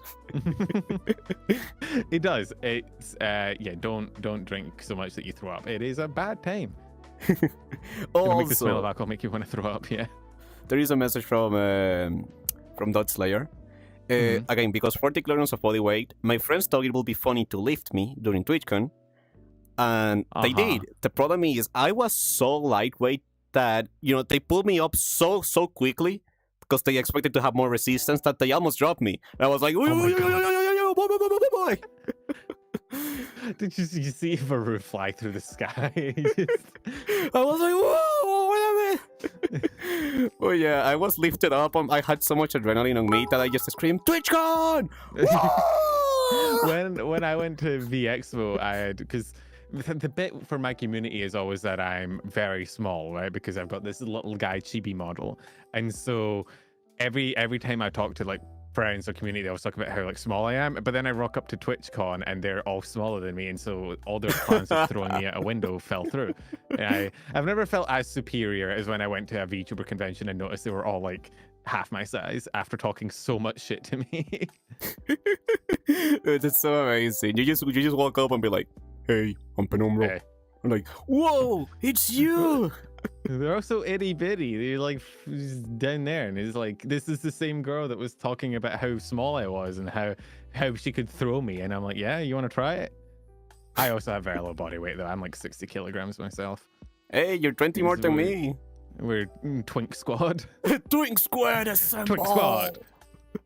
Listen, we are very economical is the word I'd like to describe. We are very economical. We need to start a new VTuber group called Twink Squad. Dude, recruit a one bunch of us twinks. needs to get partner, and then we can make a Twitch team. Even Oh better. my god, yeah. Twitch team Twink Squad would go crazy. Nah, I'll DM Rex and he's Twitch partner. I'll make him make it. Yes, this is why you got friends, so you can gaslight them into doing things. Because Rexon gives twink vibes. I've always said Rexon.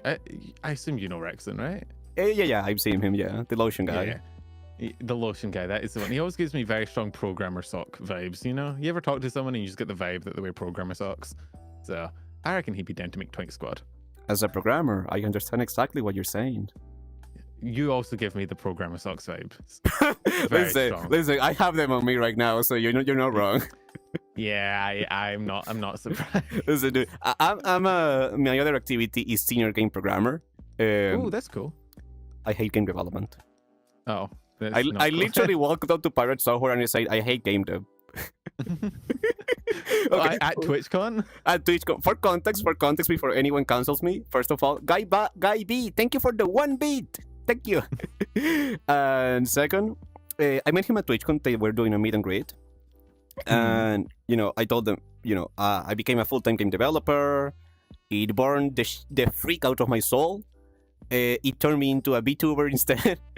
But, I think what you're doing is awesome. The fact you're showing that game dev can be fun and it doesn't have to be so soul-crushing. I think it's a cool thing.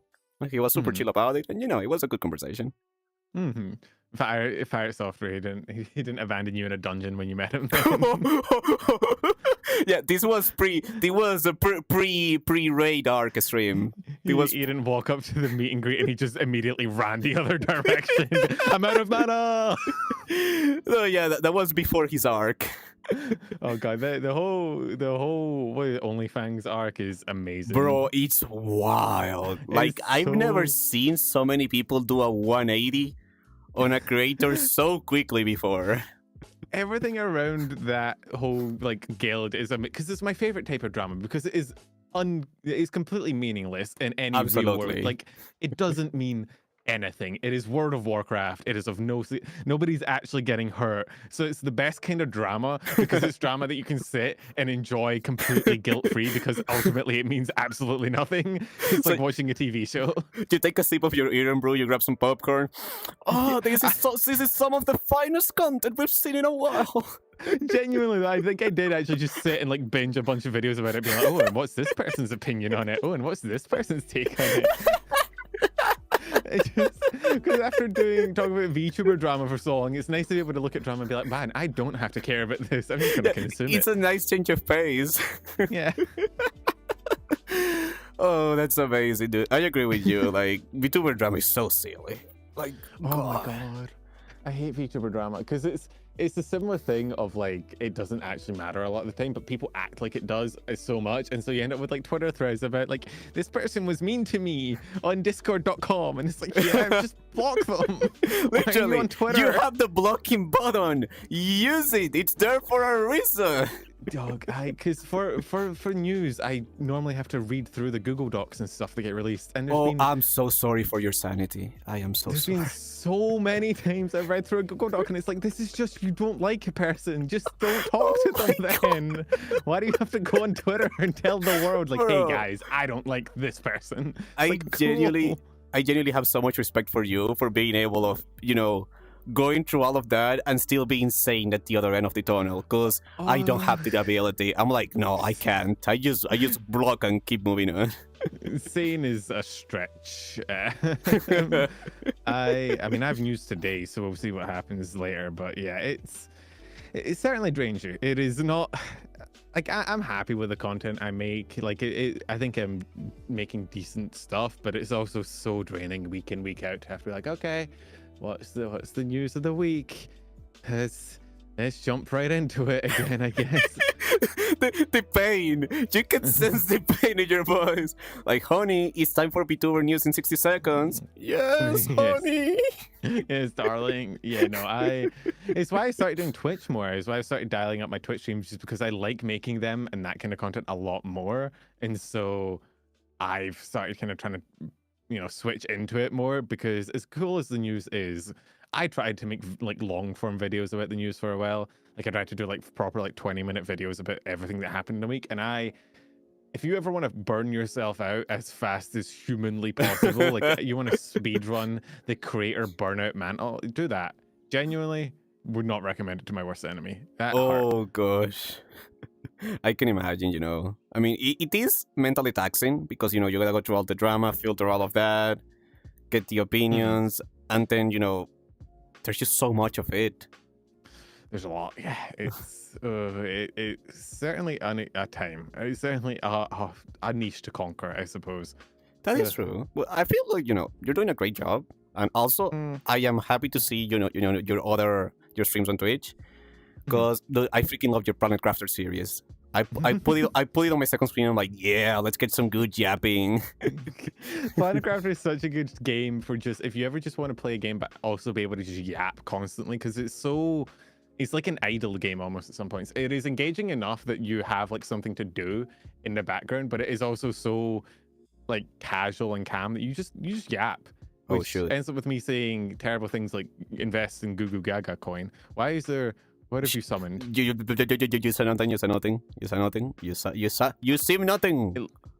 It looked like you pulled a camera out of your programmer socks. Is that normal? Do they have hammer space in there? Listen, they have infinite space. That's what programmers don't want you to know. Why do you think we all wear them? It's not just a fashion item. You can store so many things on them. Anime scene, you just pull like a whole sword out of your sock. A whole sword. Oh my god, it's your Scottish side. You pull a knife out. Wait, look, I have like 7 overlays on VR. Trying to keep. Oh my god, just come to me! Come to me! What are you? Sorry. Okay, I was trying to put my overlay in front of me so I wouldn't have to have it on my arm all the time. Okay, there we go. Sorry, I was having a Varoo moment. No, it's okay. I've only been in VR once, which was for the roast of Rexon thing that he did. Wait, do you have VR? VR chat? I don't have VR. I don't have a VR setup. There's only one time I've played VR chat, which is for that roast of Rexon. I had no idea what was going on. But VR's always been one of those things I've wanted to try, but I've just never had the setup for it. How many subs to get Penumbral into VR? Yeah, I'll start a throne and I'll put a VR system up there. No, I'm programmer it seems like I'm gonna wear the programmer socks. Yeah, yes! They come with a package deal. Yes! If you want me to wear programmer socks, you have to get the VR set as well. Yes, it's the best of both worlds. It's a win-win. Everybody wins. VR always looks so cool. Like you can do so much stuff with it. You can like with your hands and everything. It's always been something I wanted to try. I've just never had the setup for it. I might be a bit biased because VR is like 70% of what I do. But again, having an avatar that you feel comfortable with and then full body tracking, so, it shows your body motions because people talk a lot with their body, more than they realize. So being able to transmit that across is really fun. It's really, really fun, especially when your chat keeps dropping a metal pipe on you and gets you to jump all over the place. Because I'm very skitterish. I'm very scary. Do you film? So I assume, because I have no idea how VR works. Do you do it standing up then? Is that? Yeah. Like that's why I can do this. Oh. Yeah, I'm actually sitting down right now. Oh, he's lying. He's lying, chat. He's scamming you. Cancel him. Get the Twitter longer I am ready. sitting down. Get the Google Doc ready. Cancel him. We're canceling somebody. It's you. We're gonna cancel the news guy. We're gonna get some great cloud out of that. The only thing my chat tried to cancel me for is scamming them out of hydrate redeems, because sometimes they redeem hydrate. And wait, no, that one is fair, dude. Okay, everyone, I'm gonna cancel Penumbra live on stream right now. Okay, everyone, you gotta listen to me. I work with Penumbra VT. He's a maniac. Kidding, but for real. I sent a hydrate redeem.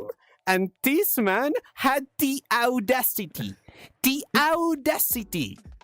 freaking say, I need to refill my water bottle because I just like kind of do it like I try to drink quotation marks, but it's empty because I don't want to get up and refill it. I'm like, bro, you freaking lied to me. I used my channel points. My channel points. 100 channel points. I'm so sorry. Well, I had a drink, but then sometimes my chat decides to spam like 10 hydrate redeems one after the other, and I drink a bunch, and then I don't have any drink left, but I don't want to leave stream to go get a drink, so I'm just like, I was just, you know.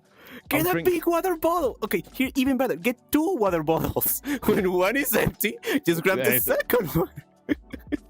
My mom did give me like a massive, like one of those big jugs of water. I should just fill that up and keep it in my room, and anytime somebody hydrates, I just chug it.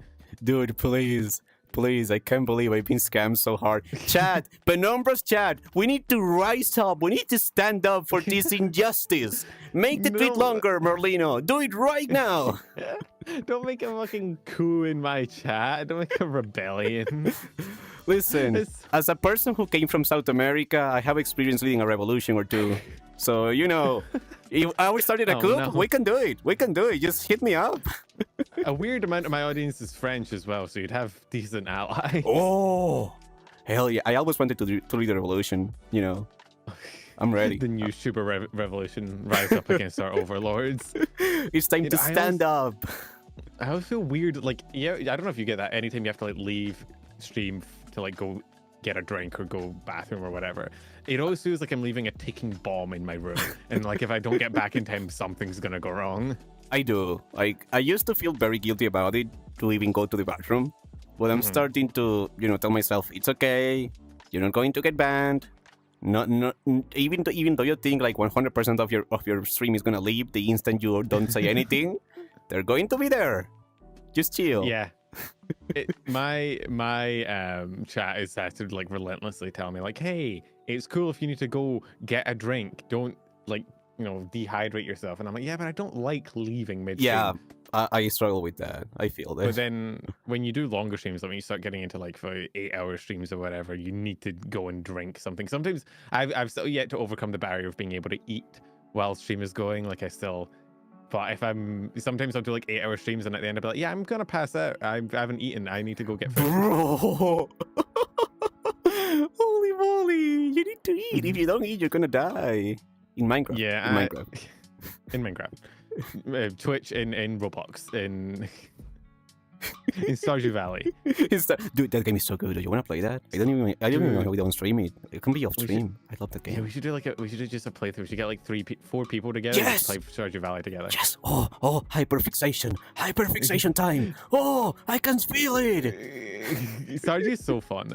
I like, everybody has different ways to play. I don't know, what do? Because I normally I just sit in the mines. I no life the mines until I get to the bottom. I do a little bit of everything, but at least on the early game, I focus on the farm and fishing because it's the easiest way to get some quick cash. Fishing is very big money. I mean, I've played it before. We did a playthrough with a bunch of people, you know, like my mods, some other streamers. I think Lopi was there. Lopi is the only person I've ever known to not give a shit about anything in the game other than fishing. She will just fish. Are you forever. serious? Yeah. Not anything else? No. Morning fishing, night fishing, crops not watered, fences broke, money empty, fish full. It's oh my god, this hurts me. This is hurting me so horribly.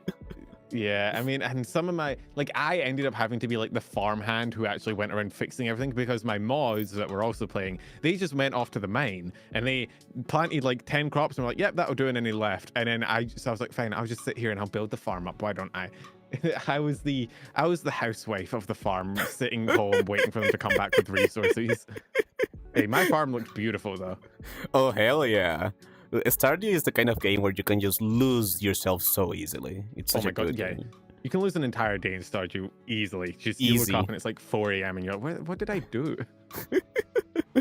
Oh, I love it so much. Wait, can I check chat real quick? Go for it. Thank you. From Radio Demon, finally a diaperless stream. I don't want to check chat anymore.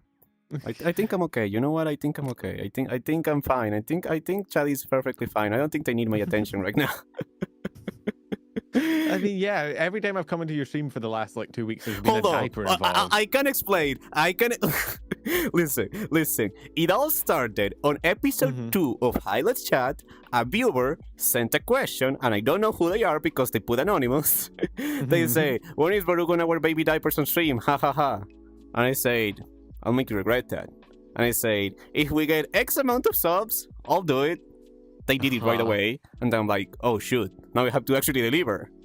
So I made it, okay, let's make it a sub incentive. For every 5 gifted subs, it goes on. And nearly every single stream, it just keeps happening. It just keeps happening, Pen. My reputation is being tarnished. The clips, they're getting out of control. I feel like you need the reputation. I feel like the reputation is deserved. I raided into you the other day and you had diapers on, and I had like 3 people in my community DM me be like, hey, what did you send us into? I'm so sorry. I'm so sorry. What kind of RP session have you subjected us to here, Penumbra? Sorry. Okay, in my humble defense, yes, I get some people that straight up want to cancel me or whatever. But at the same time, okay, this is my humble opinion. It's a freaking joke. If you think it's anything more like that, you know, I can't control that. I can't control what people think. I'm just like, you do you, dude. It's your opinion. You're entitled to it. It's a bit. I mean, feature did worse for bits. I've seen. I've seen. Oh, you. 1,000 yard stare. Just. I've seen stuff. I'm like, bro, people are gonna cancel me for this. Hey, canceling is just free advertisement. True. Can I get cancelled? Can somebody make a tweet longer? Can they call me a maniac or something? I've debated canceling myself a few times. Like, I've debated it because I feel like enough people who watch my shorts don't realize that, like, I also stream on Twitch. And so I've debated just in one of my news shorts being like, and Penumbral VT said this and everybody hated him and you should go shout about him. And be like, just pretend that I got cancelled in my own news show.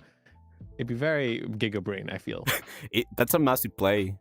Wait, hold up. Rice is asking if we can stare into the camera 1,000 yard stare style.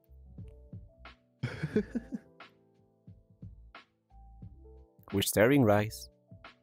We're staring, chat. We're judging you. We are the council and we are judging you for your sins. We know what your tags are.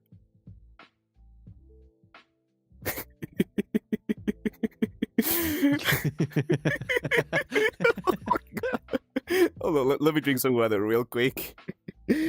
Oh my god. My chat does that. Anytime I leave, they'll redeem one of the model switches, and whenever you switch models, it defaults back to the default stare. And so anytime I leave stream, I just come back to another model, just like deadpan staring at camera.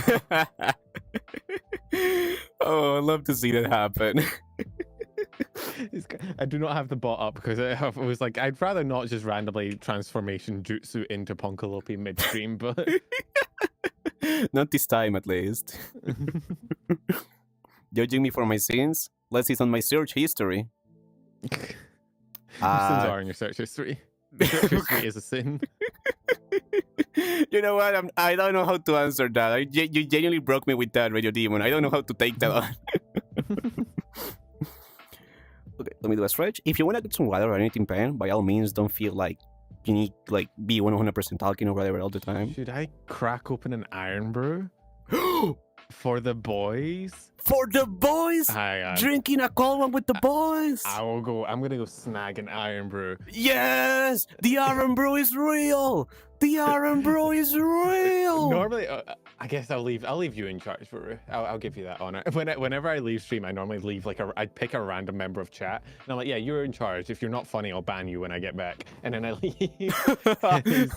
Bro. It's a little bit messed up, but I enjoy it. I'm gonna grab an iron brew. It's topical. I'll be 2 seconds. Yep, all good. Take your time. It's all good. Everyone, we need to cancel Penumbra, okay?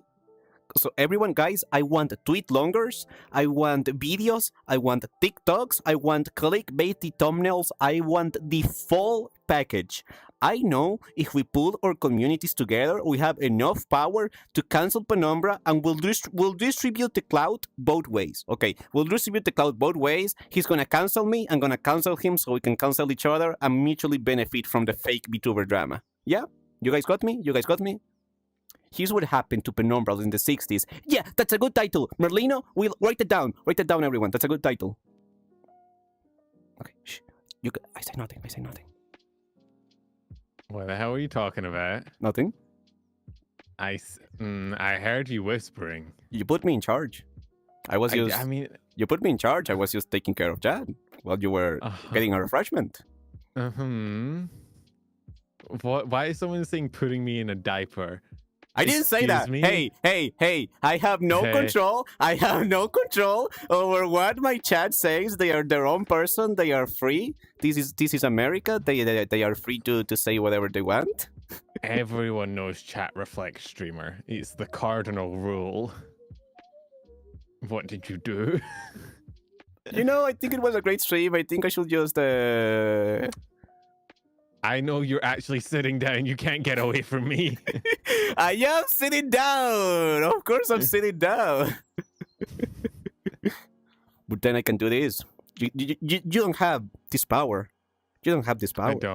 I don't. I can't move. I mean, I have. I can do this. Wait. Want some steppies? I can just be upside down for the rest of the stream. What? Here, put off my head. Listen, some people pay for this kind of service and giving you the VIP guest treatment. I'm not one of those people. I would pay to not have this service. Are you sure about that? Get your programmer socks off my head. all right. You asked nicely. Oh, wait, I'm like partially translucent. Your You foot are- like goes Yeah, behind me. wait. Hold on. You are. Hold on. Whoa! Yo! Oh my, wait, what? My head is so empty. It's I've got empty. my head's so empty. I I've got am in your nothing going on feet. in it. I am in Oh, your no. creepers. Why am I a It ghost? smells like grass. I And, will. and drama. Not like it's not like grass. I've not touched grass in a while. Get- What is this like backwards 69 we've got going on here? Listen, I don't know anymore. I am just having. Listen, I just yap and then my brain goes into directions and then I do things and I'm like, oh. Why am I a ghost? I don't understand. Because you're penumbral. Oh yeah, that makes. Oh my sense, god, I actually. have a stick drift. I have a stick drift. Oh no. Okay, Oh, there we no. go. I just need to lightly tap it Nintendo- and there we go. I'm using a Nintendo controller. Bro, I don't know why the Quest 3 controllers are so finicky. This is the third time I had to swap mine. No, yeah, that's. I mean, I've heard the wars going on about VR. People who are into VR go to war over which system's better. It's kind of fun. Oh From yeah. the sidelines, having no idea what any of them are like. I'm just like, yeah, no, you should pick up the Vive. That's definitely the best one, or the Oculus. Honestly, real Or- quick, bang for your buck. Quest 3 or Quest 3S is like 300 euros if I remember correctly. That gets you VR ready right away. That's not bad actually. Yeah. I thought it was like 1,000. at Oh no. least. The index is 1,000 or so, but the index nowadays is pretty dated because Valve, in their great wisdom, have not released a new headset in a very long time, Ah, that would, and they haven't dropped the price either. and they haven't dropped the price either. You love that business strategy. What it's if we just it's Valve time. didn't compete? Yeah. What if we just let Meta do their thing? We just didn't compete at all, ever. Wait, you wanna hear some ASMR for chat? Oh.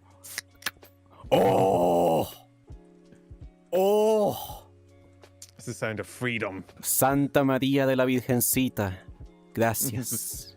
Sound of freedom and hatred of the English. Freedom, Scotland, forever. Scotland. Oh god, the number of people that think everybody in Scotland is just Braveheart is ugh. It's tough out here. I mean, that means like my time in Scotland was interesting. Like I met some interesting people, but it just rains all the time, dude. I don't know how you do it. Like I respect you because it just rains all the time. It's so depressing. I never leave the house, so I'm fine. I just Oh, holy shit! You gain the system. You get, if you don't, you can't get the preso if you're just indoors. just stay inside. That's definitely not been proven to cause any long-term issues in human being psyche. Not at all. We're definitely like primed to stay indoors all day, every day. And Mateo, thank you for the follow. I really appreciate it. I hope you enjoy your stay. That is not how any of that works, lol. Open. Rice made a meme for us. I'll show it to you after the stream. I think you're gonna Okay. love it. Okay. I will look forward to it with bated breath. Okay, let me drink a little bit of water because my throat is a little bit parched. Also, do not judge me, but I had no lunch because I misscheduled my time, and so I'm just drinking this aloe vera drink to power me through. You're so VTuber coded. Not eating before stream is a time-honored tradition. Dude, I just get way too freaking. I get the streamer shakes. There's nothing. I don't know what it is. Something about streaming. I feel like we're gonna find out in like 10 years that Twitch somehow set up a way for them to harness energy from you while you're streaming and like siphon it off into making electricity or something. Because something about streaming just like I'll be mid-stream and I'll be like, dude, I'm so tired, my eyes are closing, I'm hungry, I'm gonna end stream, and then I'll end stream, and immediately the moment stream ends, I'm like, oh, I'm pretty awake. I don't actually need to sleep anymore. Dude, literally. I don't feel anywhere near as tired, and I'm actually not that hungry. What the hell? What it's just while you're streaming for some reason, all those like feelings are amplified. It's so wild. Also, Mateo, thank you for the hydrate. Dude, I want to mention something in relation to that. You know, I'm an overthinker, so I overthink a lot. Like, I'm constantly on my mind, and it's really hard for me once the train starts to stop it. Yeah. On September, I did a 3-day streamathon.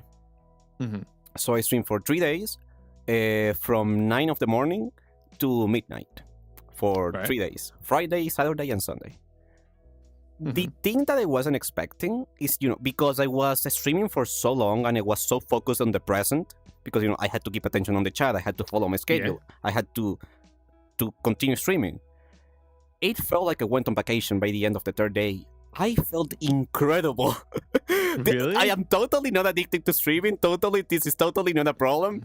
Dude, I felt like I went on a vacation because all the energy that I waste overthinking, it was gone because I was on the present. I wasn't overthinking. I was literally living on the present for 3 days. And I was like, holy moly, I feel amazing. I feel like I have so much energy. I feel so much peace on my mind. I want to do it again. Solve your depression with this one simple trick. Literally. Therapists hate him. Therapists hate me. Just to stream for 3 days straight. Guaranteed to solve all of your problems. Just All your go problems, live for 3 baby. days. But it was crazy because I literally talked to my friends, guys, I want to keep going. I don't want to stop. And they were like, no, Varoo, we're gonna take your Twitch account away. You need to stop. It's time to stop, Varoo. Bro, it was crazy. It was something that I didn't expect. But, you know, I guess it makes sense if you're an overthinker and you're constantly thinking about the future, when you have something that forces you to be on the present, of course you're gonna feel amazing at the end of it because you're not overthinking anymore. It makes sense. I mean, I get a similar thing of like if I haven't streamed in a while, I get a little bit anxious, but then after I finish streaming, I'm like, hey, I did something today, and it like alleviates that a little bit because it takes that block in the back of your head of like, hey, you should be productive today. And you're like, yeah, I streamed, I did something, as opposed to just rotting and not making any strides at all. And doom scrolling. Oh my god, doom scrolling. Yeah, I hit the nerve, didn't I? eating like snacks and cereal and just making no progress at all and just rotting. Yeah, no. Actually, horrible for your mental. I want to make you a question there.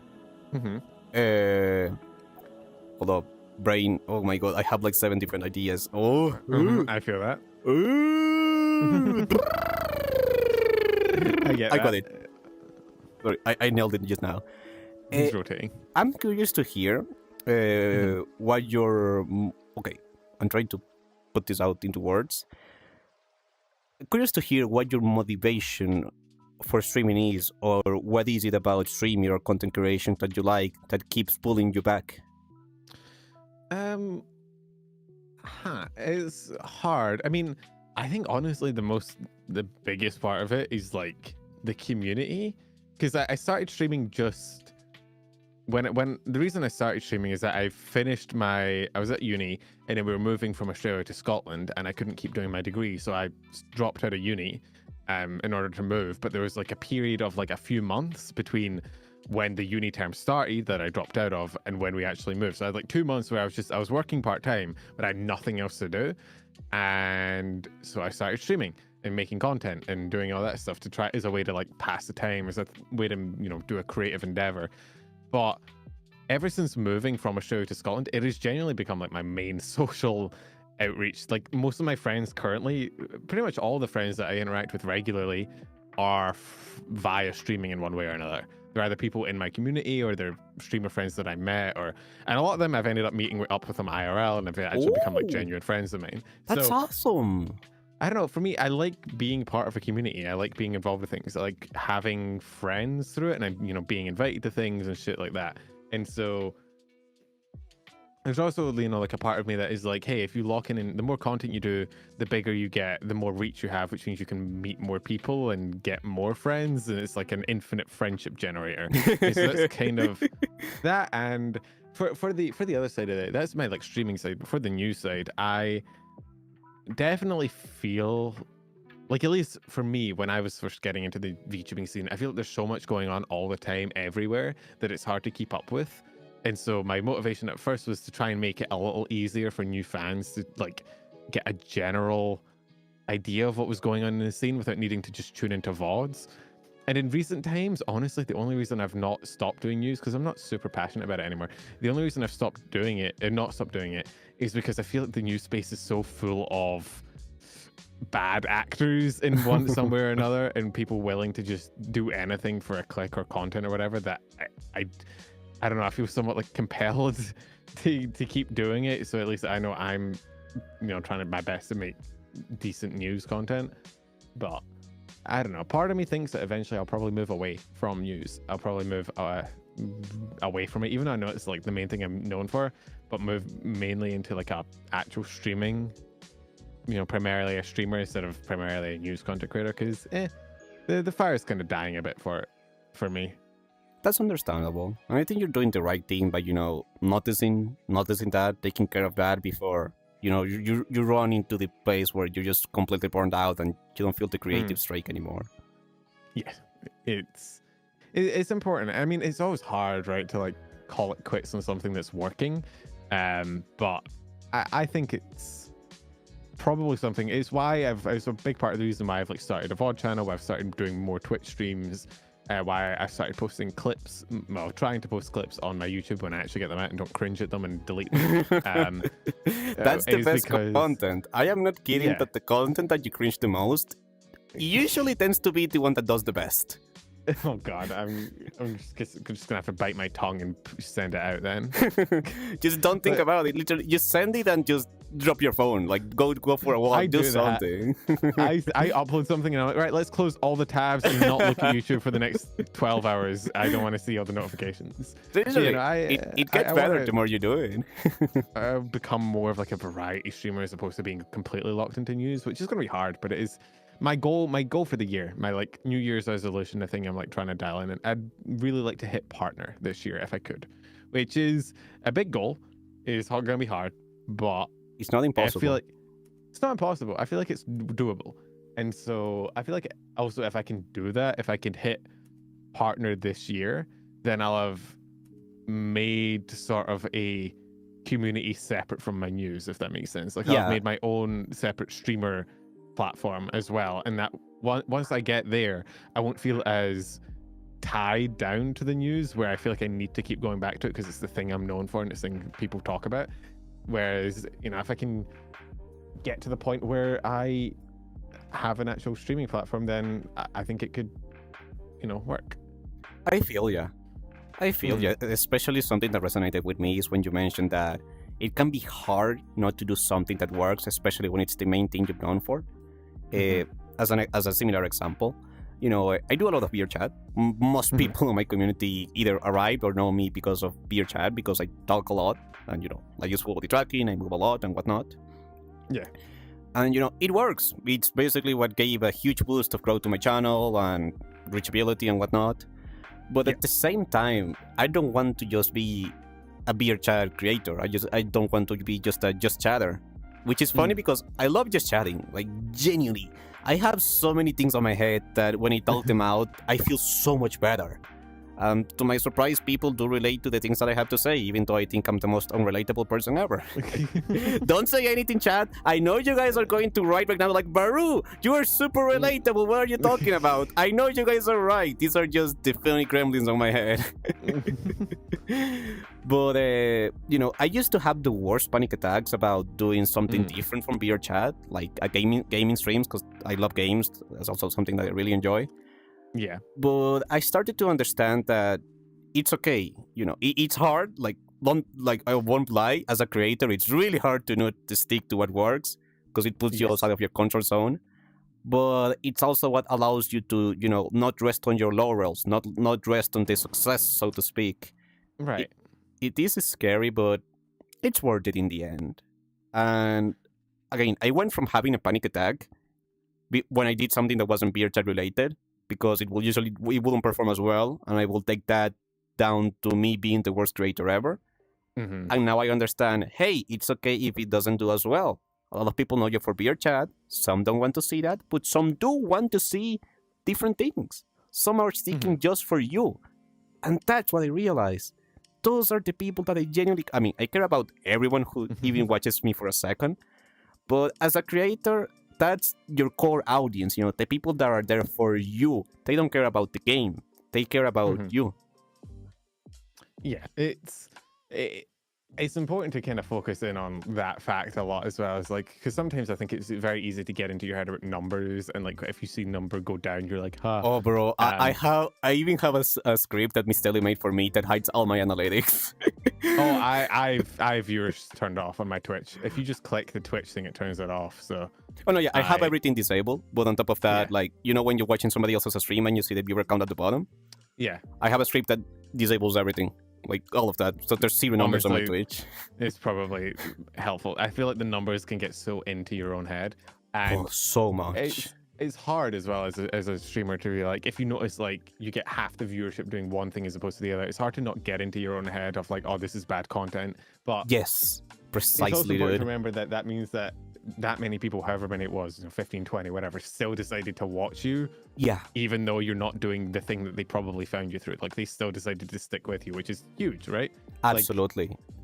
And it's not really a reflection of you as a streamer. It's not, and I feel like people take that onto themselves as feeling I lost viewership switching content because I'm so bad and people don't like me. But it's the nature of streaming. There's a guy that I followed who used to do very specific game content. I'm not going to call him out, but he did very specific game content, and he was really, really popular. A Twitch partner, hundreds and hundreds of viewers at every stream, right? And he switched to being a variety streamer, and he's lost down to tens of viewers, 20, 30. He's still as good a streamer as he was before. He's still as funny and as entertaining, but he built his audience off of one game, and when you pivot away from it, you're going to take a hit. And I think that's something you need to prepare yourself for. And it's not necessarily a reason to not make that switch if it's what you want to do. It's just something you have to anticipate and be hey, if I go from only doing this type of thing into doing anything else, people are probably going to start watching. It's not because you're bad. It's not a reflection of you. It's just something that naturally happens because of audiences. So, but it's hard. It is very hard as a streamer to get that away from your brain.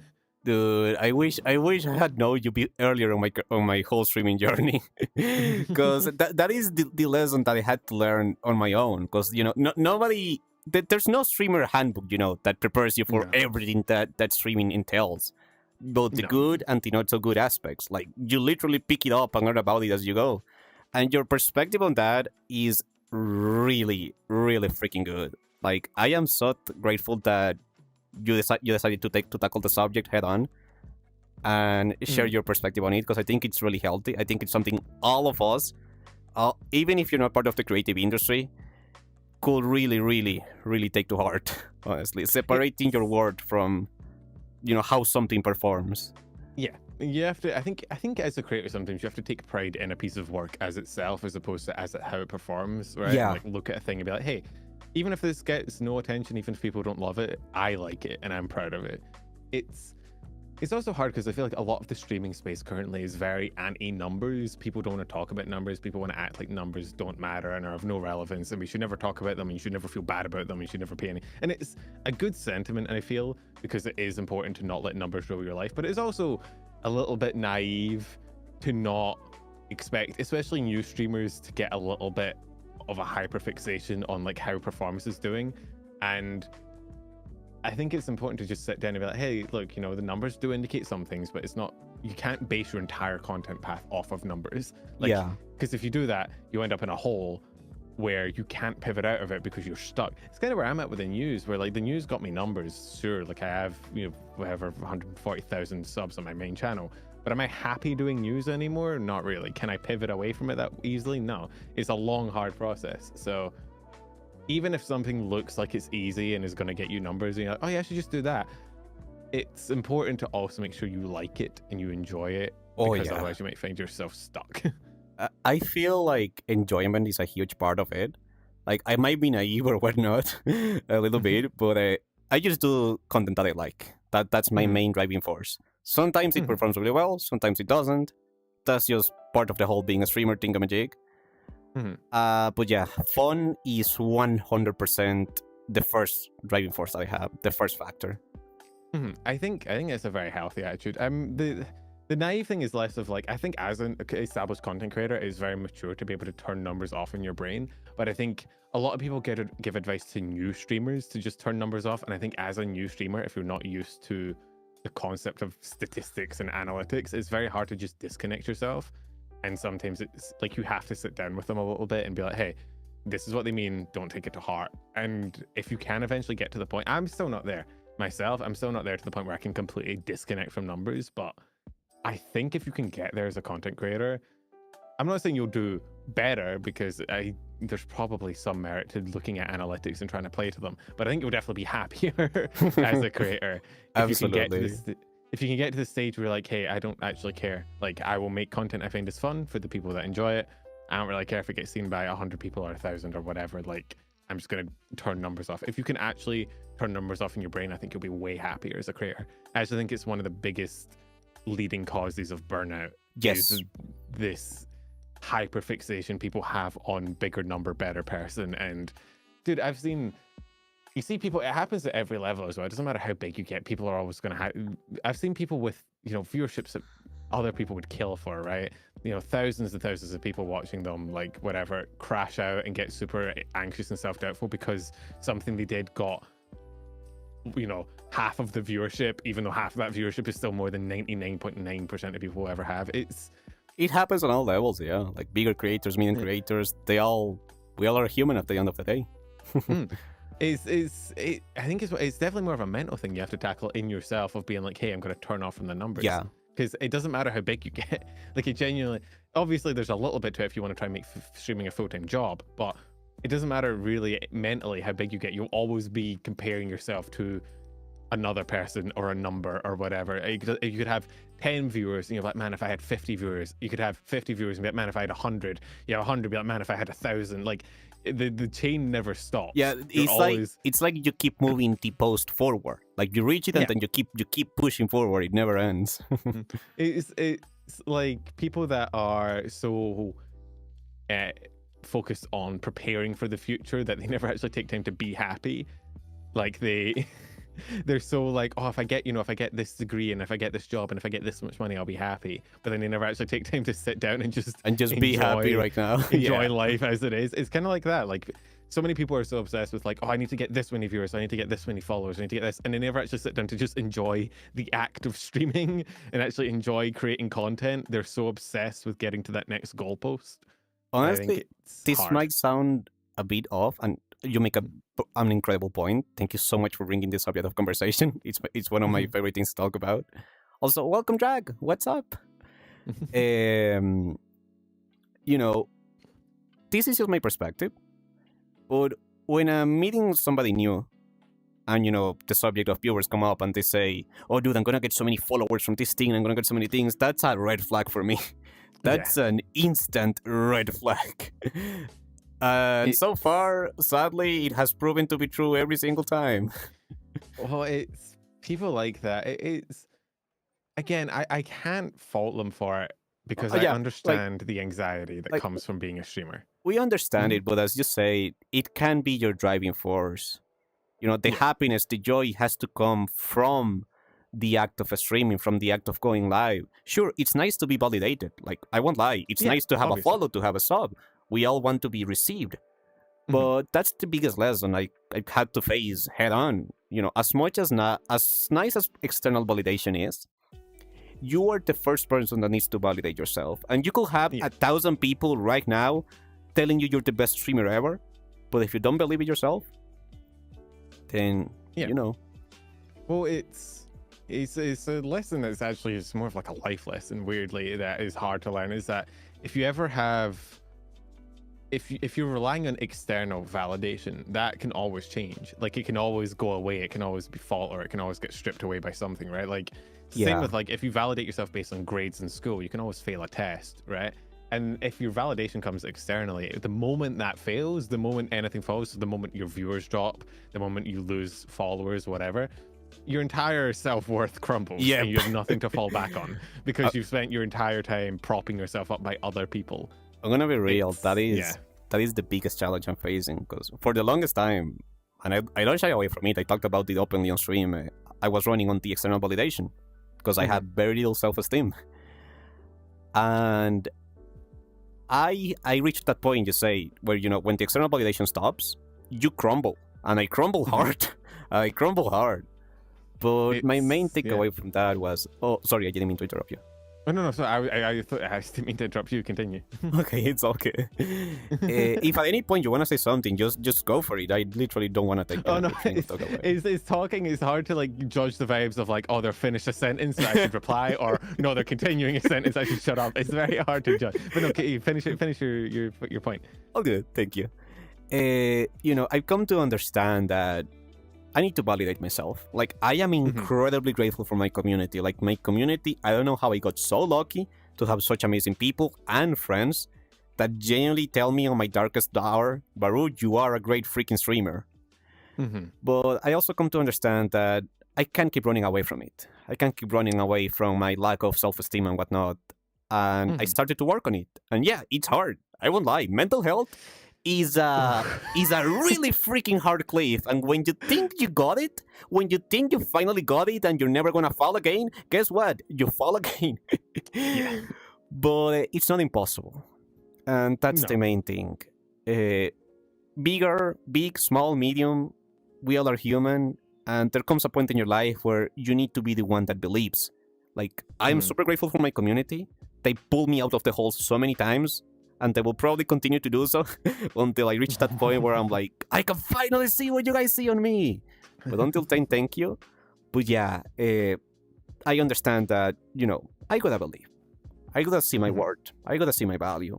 And that value has to come from me, not from a number, not from a shout out, not from this statistic, from me. Like, hey, Varoo, this stream was freaking amazing. And I don't care what the algorithm says. You had fun. Chat had fun. It was awesome.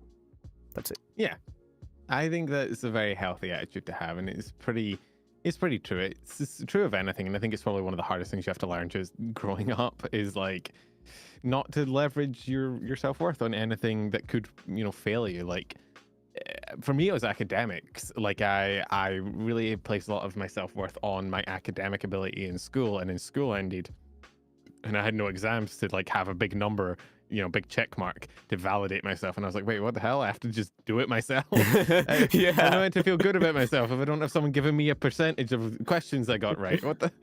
So, I get it. I agree. And it comes out a lot in streaming more than people would maybe expect, is that a lot of the decisions streamers do sometimes is because they are craving that external validation, and so they're just chasing numbers however much they want, which is why I'm not super harsh on people when they are kind of clout farming or whatever, or like just going after numbers. Like, I think it's a good way to get yourself burnt out, but also I get it. Like, I understand it. I understand how you get to that point. I can understand the craving of validation from that. So dude, I feel like if you introduced a therapist to streamers, like if you got a therapist to sit down and just look at streamers as a whole, they'd be like, this was not what the human brain was designed for. Yeah, humans were not made to be on camera 24/7. Yeah, you're not meant to have constant statistics analyzing your performance and being in front of like 10s, 20s, hundreds of people all the time, and being online and having people comment on you like, brains were not built for this, bro. No, yeah, absolutely not. That would be a great guest. In today's episode, we have a freaking therapist. Tell us how broken we all are. Tell us how messed up it is. Just be honest. Just raw dog it. Raw dog this diagnosis, bro. Trust me. But yeah, I honestly fully agree with you. And I'm so happy to hear that we have similar, if not the same views on a lot of this. Like, I always know you were a pretty cool guy, and I always wanted to interact more with you. And I'm not saying this just for saying it. I have no filter. I am honest with everything that I do. So the fact that, I got to see more of Penumbral, the person, and also the creator, I'm like, damn, he's chill as freak. This guy is awesome. But also, I have something I want to tell you. I'm a very emotional person. So when you say that you want a cheap partner this year, that hit a chord on me, emotional chord. So get ready for your very own Waroo TED Talk right now. Are you ready? You should be ready. I'm ready. You're ready. Everybody chat. You guys are getting a free Waroo TED Talk right We're now. buckling in. Buckle in. Ben, as you said, it's not impossible. It's a hard goal. Yeah, it is hard. I won't lie. It is hard as frick. And more often than not, you're going to find yourself doubting yourself along the way. But that's okay. Because in spite of the fear, in spite of the anxiety, you keep pushing forward. In spite of these thoughts that pull you down, you're still here. You're pushing outside of your comfort zone. You are not just being just TVTuber news guy. And that takes courage. People think that's easy. Oh, just to stream something different. You guys have no idea how hard as a creator it is to pivot away from something that's working really, really well. It takes courage and bravery. I'm on the same boat. If I get partnered this year, awesome. If not, that's also fine. It will be awesome to have. And I know I'll get there one day because I'm one stubborn mother creaker. And when I find something that I love, I literally don't stop until I get there. It's both a good virtue and a bad virtue because then, I don't treat myself well and I break myself along the way and I just keep running forward. But I know I'll get there. But, Pen, you're an awesome person. You might not think this about yourself. You might think I'm just saying this, but it's okay. I know sometimes it's hard to take this compliment. Sometimes it's hard to take the positive aspects because we don't see them in ourselves often. But I can tell you, you have an incredible voice. You have an amazing community. You put your name out there. And that takes balls. That takes a massive amount of iron balls to put yourself out there. You found something that works and you're not just resting on it. You're going for what makes you happy. And let me tell you something that I have come to learn from life and from all the multiple stabbings I got in the back, both physically and metaphorically. Oh, God. Yeah, it hurts a lot. I don't recommend getting stabbed. It hurts a lot. I'll endeavor to avoid it as much as I can. Good idea. You're a smart cookie. But, the most important thing is that it's not impossible. You're gonna get there. And happiness leads to success. I know it sounds cheesy, but it's the truth. The lie that we have been told in society. Yes, we live in a society. Oh, God. No, he's going Joker mode. I'm going Joker! Oh, yo! I'm going full Joker! Oh, yo! That's not the Joker. Listen, my brain is firing into 7 different directions. I'm trying to steer the ship into one direction with mixed results. But the main thing is that happiness leads to success. When you choose to chase the happiness, when you prioritize that, the success that you rightfully deserve will come sooner or later, but it will arrive. And that's the lie you've been told. You've been told that, oh no, you're gonna chase success and then you'll have happiness. Brother, my brother in Christ, my sister, whoever you might be out there, you gotta be happy right now.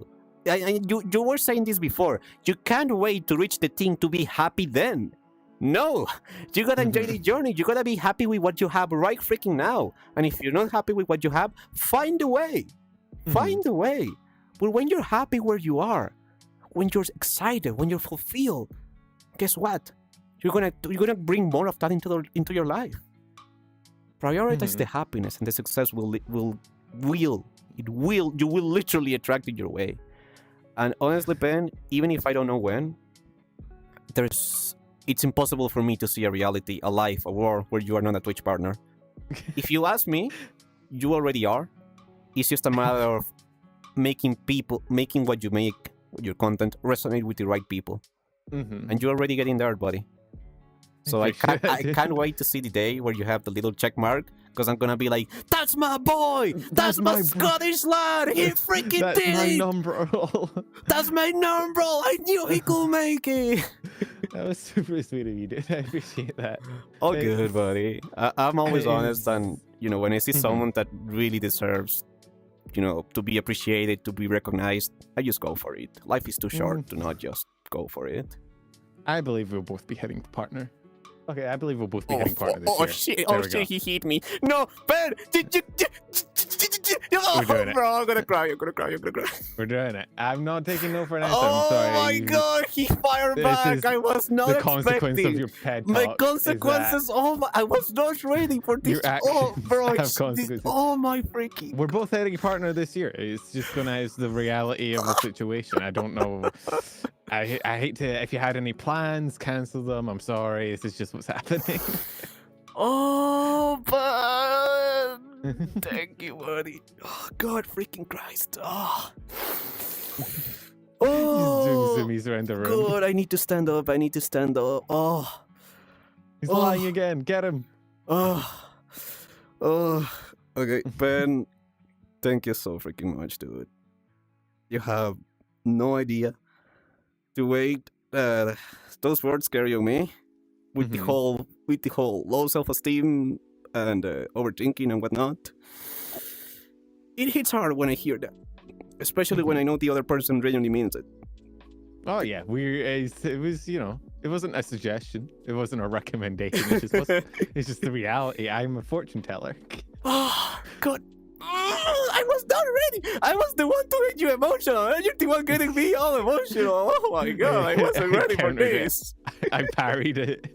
No, he did a perfect parry. He was like, no, you too. I was like, I had the Critical reverse hit. card ready. critical hit. It's super effective. Ah. Gosh, well, I'm gonna drink some water. Yeah, drink some iron, bro. Dude, you We've left had me our- speechless. We've had our spiritual healing TED talk. Dude, Which is- genuinely, I never expected to get fired back today. Damn. You gotta lift up the homies. That's why you have them. If every homie lifts each other up, then you have infinite homie generation, and you can fly probably. I Bro. passed physics class. That will be awesome. But honestly, I agree with you in the sense that I think streaming and content creation is more fun when you're lifting each other up. Mhm. When you are not just, climbing that mountain all by yourself. When you're surrounded by people that you care about, I feel that their Mhm. success becomes your success, your happiness becomes their happiness, and vice versa. Yeah, I think one of the biggest upsides to Twitch streaming as a whole is the community aspect of, like, I feel like in so many other endeavors you have in life, you're completely by yourself. Like, if you want to achieve a lot of other jobs or success in a lot of other industries, you are like very much left to your own devices. But with streaming, you can get like a community around you, and you can get people around you, and you can get other streamers around you, and that can help get there. And so I Absolutely. think capitalizing on that and making friends and getting other people to kind of go through it with you is very important. Honestly, all the friends that I have now, because, I moved countries 1, 2, 3, 4 times. Oh, I dang. moved from South America, from one country, which I'll name in stream one day, maybe when we're partner. I'll tell you guys the story. To Colombia, and then to Ecuador, Mhm. then to Scotland, and then Spain. So, Dang, that's Mr. Worldwide. listen, I tell you, dude, when I'm chasing something, I don't stop. I genuinely don't stop. I put a hyper focus and put everything into motion. But that also means that all the friendships that I had to leave them all behind. I had to sacrifice so many things. And Yeah. streaming is where I found friends, where I genuinely made people that I can actually relate to, people that, as in your case, I met IRL. Mhm. And TwitchCon was like this combination of, holy moly, I can put all these names to faces, and wow.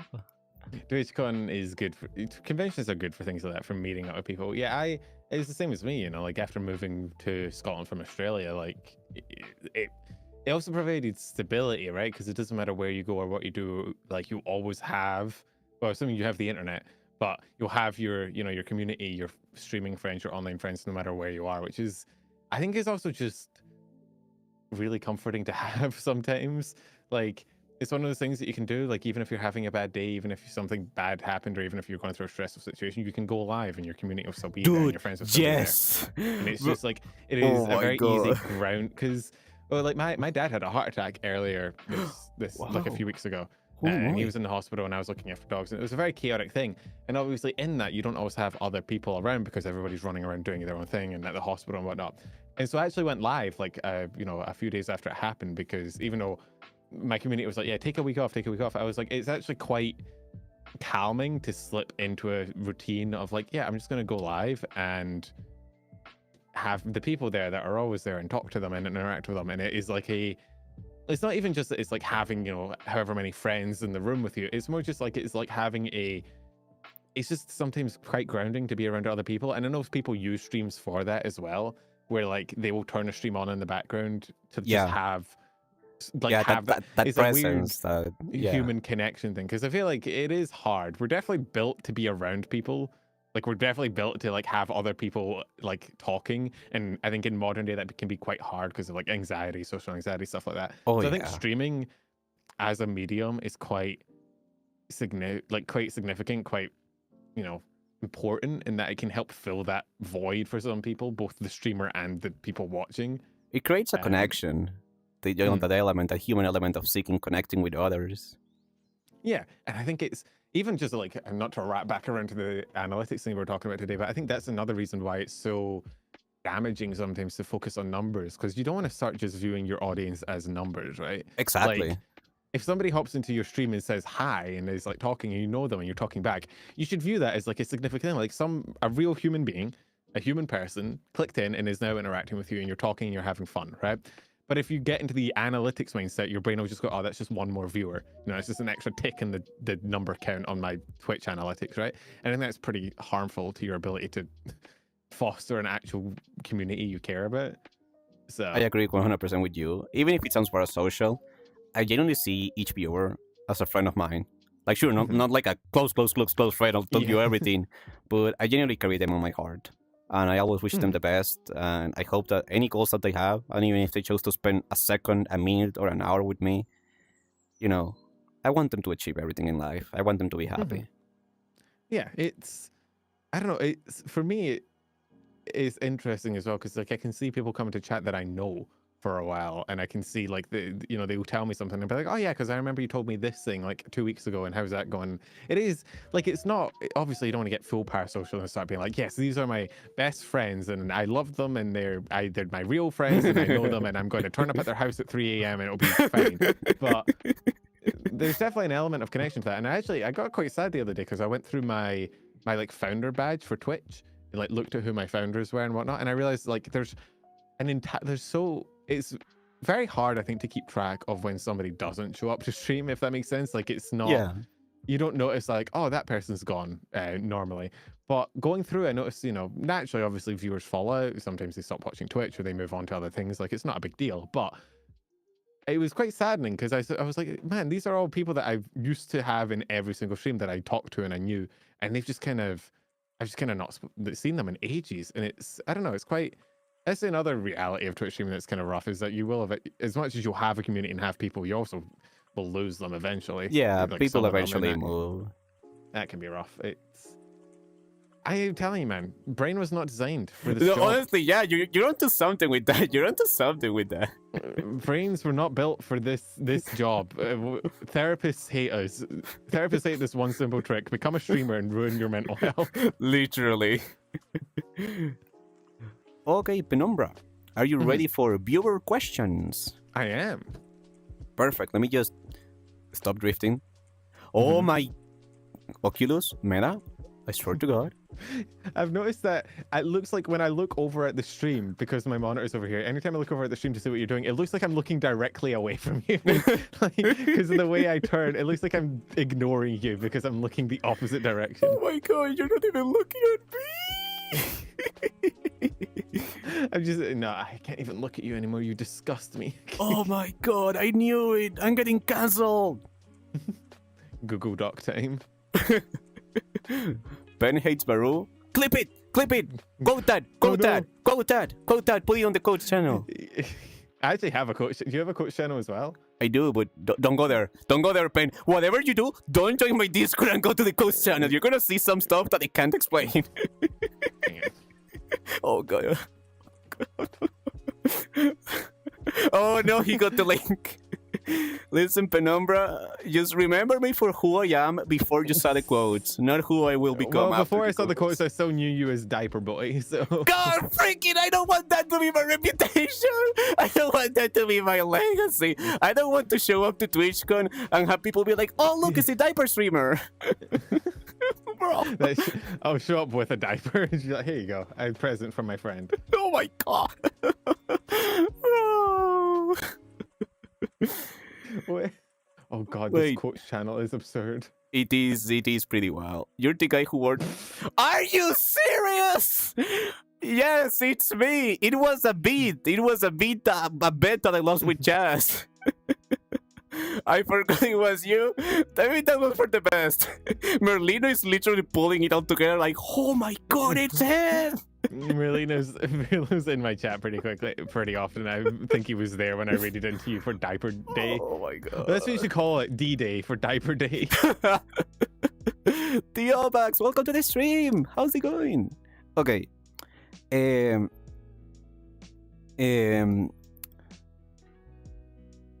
Is this another talk show? Yes, I host this talk show every 2 Sundays.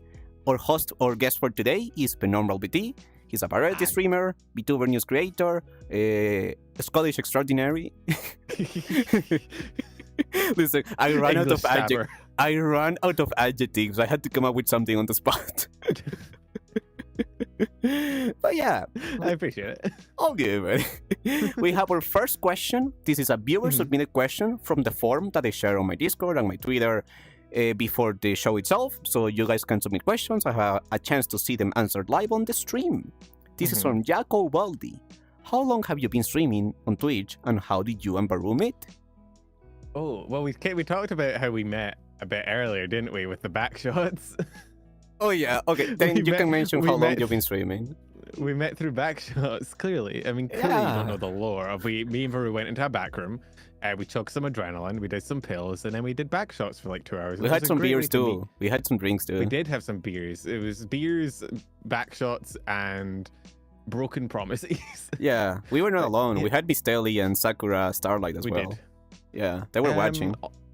On Twitch, I think it's been about 2 years now, I believe, roughly. I've been doing VTubing as a whole for... Oh god, when... Okay, hang on. Because I started actually streaming on YouTube. I may have to look this up myself. But I started on YouTube as an offshoot of my news streams where I would do news weekly streams, and then also I did tier list streams where I'd like rank VTubers and different things. Tier list Tier list is actually how I got probably well known more so in the community. Like the two ways people know of me are generally either they hear me go, here's what happened in VTubing last week in about 60 seconds. I love the way you say that. It's so iconic. So people hear me say that and they're like, oh, you're that guy.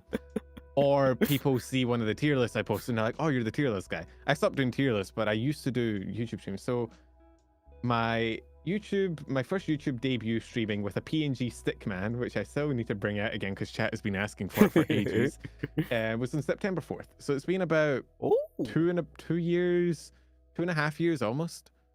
Congrats, dude. And then I don't think I started streaming on Twitch until months after that. So yeah, probably about 2 years on Twitch, 2.5 years on YouTube. There you go, folks. That's the story, the origin story of Penumbral. The penumbral origin story. Penumbral ... origins. Oh god, it's a Marvel movie. Exactly. Penumbral Rises, the return of Penumbral.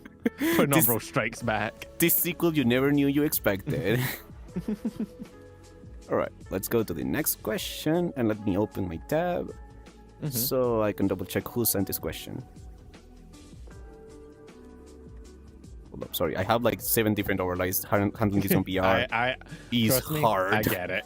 I can't imagine how hard it is in VR. Even in non-VR, I struggle with streaming because I'm like, where's that tab? I had 15 tabs. Where's the 14th?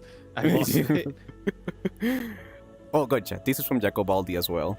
What was your first encounter with other VTubers, and how did they affect you? I mean, I can tell you how I affected Penumbra's community, but that's a story for another day.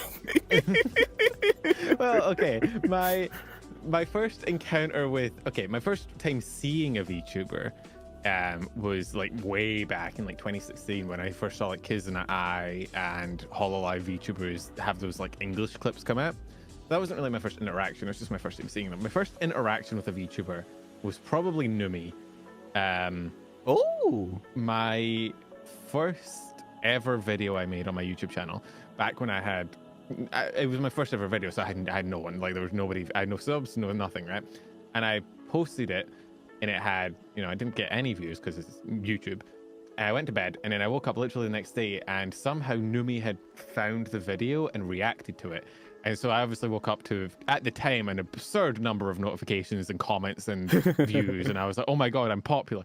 Oh, popular! Like 70 new subscribers. Oh, just crazy at the time for me. And I saw she had commented and I realized that she must have been the one to react to it. So I went and looked it up and yeah, she'd reacted to it. So Numi was probably one of, before I started making YouTube videos, Numi was one of the ones that I'd watched. That's why she's in my first ever YouTube video. The first YouTube video I made was kind of me talking about the VTubers that I watched at that point. And so it was kind of crazy to see somebody that I watched and that I knew and that I enjoyed watching and was a big fan of. Don't tell her I said that. It was kind of crazy watching her like see my thing, that little dinky video I'd made in my bedroom randomly for no reason other than I was kind of bored. And so from that, I hopped into chat and she like called me out and we had like a bit of banter back and forth where I apologized. That led into a whole saga of videos where I can't even remember, like I got into a few games with her, like Fall Guys games, where like I bullied her a little bit. I turned those into clips and uploaded those to my channel. She reacted to the clips. I uploaded the reactions to the clips. So it's a bit back and forth, right? And it was like my first, you know how Rexon and Phillian had like the lotion guy thing, and that was it was like a more tame version of that. I didn't quite farm it as much as Rexon did because I have some self-respect. Whoa, shots fired. But it was back and forth for the beginning of my channel was that was interacting with Numi. There's like 4 or 5 videos on my channel in that early section, and that was where I got like that first reaction from her boosted that video into the algorithm, got me my first like set of viewers, right? And then the videos after that started getting in the thousands of views and then the tens of thousands of views, and then I started really leaning into VTuber content creation, and now here I am, and now you're one of us. Weirdly, I honestly wouldn't think it'd be an over exaggeration to say if Numi hadn't for whatever reason reacted to that video at that time, I probably wouldn't be a VTuber, which is weird. Because I had no intention of streaming. Like I didn't start VTubing with the intention of being a VTuber. Like I didn't go into it thinking like, yeah, I'm going to start streaming. I'm going to stream games. I'm going to have my own community. I was a fan that was making essentially a glorified clip video just with me commentating over it. And from that, I got an audience. And from that audience, I was like, I might as well start streaming. And there we go. So, if I ever get cancelled, blame Numi. There you go. Clip it. Toxic. Quote it. If I ever get cancelled, it's entirely my fault. Please stop referring to it. But that's amazing. Like the fact that such a small action put you on this path, and if it wasn't for that, you will not be here, literally sitting talking with us right now. It's wild how life sometimes just puts things in your way that changes your direction so wildly. It's weird to think how randomly random actions can just completely change the direction Good morning, of what you're Varoo doing. and Ken. Varoo, Pat. I don't know. It's always I get it's cool, but I also get a little bit sad about thinking about things like that, of like thinking about all the things that didn't happen or like could have happened. It's weird. You get in this weird like overthinky mode where you're like, man, what if there's been several opportunities like that I just haven't had happen to me? And it's always a little bit scary. Can I say something about that? Mm-hmm. Okay, first of all, sorry, let me address that real quick. I did hydrate. Thank you, Drag. Force content. Hello, and thank you for the sub. Holy moly, 15 months. Jesus Christ Almighty. Thank you so much. I really appreciate it. Thank you. Also, you know, I've been through that similar train of thought of, you know, what would have happened if, or what if I did this instead of why, or, you know. What gave me peace at the end of the day was understanding that, you know, I am where I am because of the goals and things that I decided to chase. And the good experiences and bad experiences led me to where I am and who I am today. That also means I experienced some really bad stuff that, you know, some people might say I will want to avoid. But at the end of the day, I am the accumulation of all of that. Yeah. Good and bad, right and wrong, you know. At the end of the day, we are here. And honestly, I'm really glad that your choices led you to this point because I got to talk with an awesome person and a pretty good friend. I've gotten better at it because I've had a lot of like friends and whatnot come into my life recently that I've realized that, hey, if those things that maybe didn't happen had happened, I may not know these people. So I'm overall quite happy with how things turned out. So hey, shout out Numi for reacting to that video. Hell yeah, shout out Numi. Dude, she's so tiny. What, Numi? Yeah, she was at TwitchCon Europe as well, with Bao. All right. Well, sorry, not Bao, Shy Lily. Yeah, right. And Shy Lily's even smaller than her. Shy Lily's tiny. She's smaller than me. Really? And I'm tiny. Oh yeah, sorry, I went on a tangent there. Sorry. I've never been to like an American convention, so I've not met a lot of my favorite streamers. Ooh, it is fun because you're like, oh my god, that's the person I used to watch. I know her. Oh my god. As long as you don't do what I did when I met Premier 2, do you know who he is by any chance? I don't know. Well, he's a pretty big streamer. He's a great friend of Abroad in Japan. Do you know that person? Chris I Abroad? do know Abroad. Yes. Okay, and also a great friend of C-Dog BA and Iron Mouse, all that circle.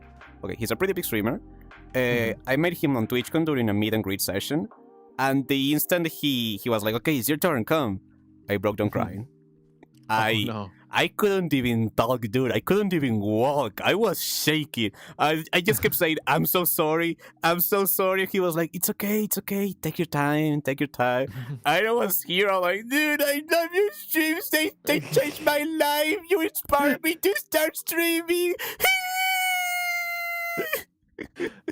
That's kind of sweet, though. I imagine that probably made his day. I was so embarrassed. Like, he was super thankful and he was super sweet about the whole thing. He said it was super humbling to see, you know, that his stuff is having such an impact on other people's. And, you know, he even follows me on Twitch now. And it's a whole thing. Yeah, it's a whole thing that I never expected. But sorry, I'm going into tangents. I'm trying to pull back my brain.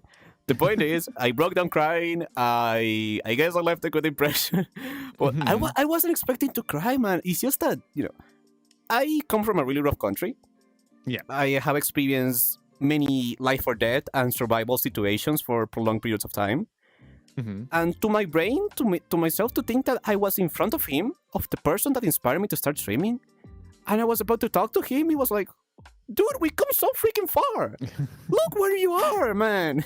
And it all just came together. I was like, ah! It is like, it can hit you sometimes where you get to a point where you're like, I am interacting with and talking with the very people that like inspired me to start streaming. Yeah. It can definitely be like oh my god, like I've come pretty far. Yeah, dude, it just hits you like a truck.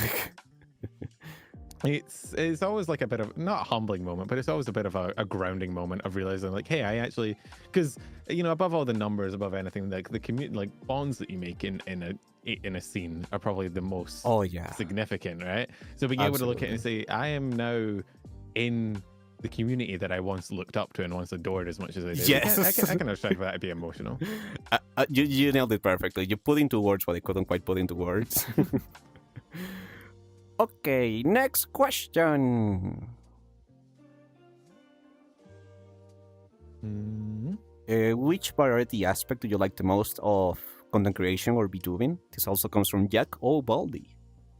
So like which type of content I like or what? We can go with that, yeah. What type of content do you prefer the most? I'm very much I like Twitch streams more than, you know, the YouTube agency streaming space mostly. I am very much, because I don't really catch streams as much myself. Hey, Tippy. Oh my god, hi Tippy! I was going to say hi Tippy, but I didn't want to interrupt you. So the fact you did it, thank you for giving me the window of opportunity, the You're quick time welcome, event. Literally QTE, press E to say hi to Tippy Hendrix right now, and I'm smashing it. Hi Tippy! Hello! Yes, you may pet the tail. Wait, sorry, I didn't mean to show my entire body into the stream. I'm sorry, Oh this my is not God. going well. Oh my god. There you go. I am translucent. I'm a ghost. Oh yeah, for some reason Penny's translucent, so I am Peng now. You got arms. You got arms, Oh dude. god, I've got a body. Why? I'm between your thighs. I don't know if I approve this. You wanna square up, fam? I'll mess you up, fam. You wanna square up? Oi, oi, oi, oi, oi. Purple burger alarm. Purple burger alarm. Oi, oi, oi, oi, oi. Scotland! Forever! It's so sad I died. I am a ghost. I can't believe I died of ligma. This is so sad. Oh, God. Oh my god. Hey, Varoo, may I join your Discord? Absolutely, $30. Feel free to. That is the link. Sorry, I am fixing myself. You should immediately check out the coach channel. I hear that's Do a great not place. check the coach channel. Do not dare check the coach channel. I hear it's a great place and you should look into Oh it my more. god. Oh, my sweet summer god. What were we talking about? I lost myself entirely. I think I was answering the question about like what type of content I like, what streams. Oh, I actually yeah, don't watch streams yeah. as much. I mostly hop into friends' streams if I can, but most of the time I go lurk. That's the one. In terms of content I do enjoy, I'm a big fan of genuine creators, if that makes sense. Like I'm not huge into the I like comfy streamers, like streamers that are just going to sit down and play a chill game and talk and yap and just it doesn't need to like I'm not, you know, I don't watch streamers necessarily that are always like hyper energetic big like not that I don't respect that, but it's more I'd much rather tune into a stream of somebody playing like Warhammer and just yapping about Warhammer lore, because that's chill to me and I can just listen to it in the background while I play games or work on stuff. And you know,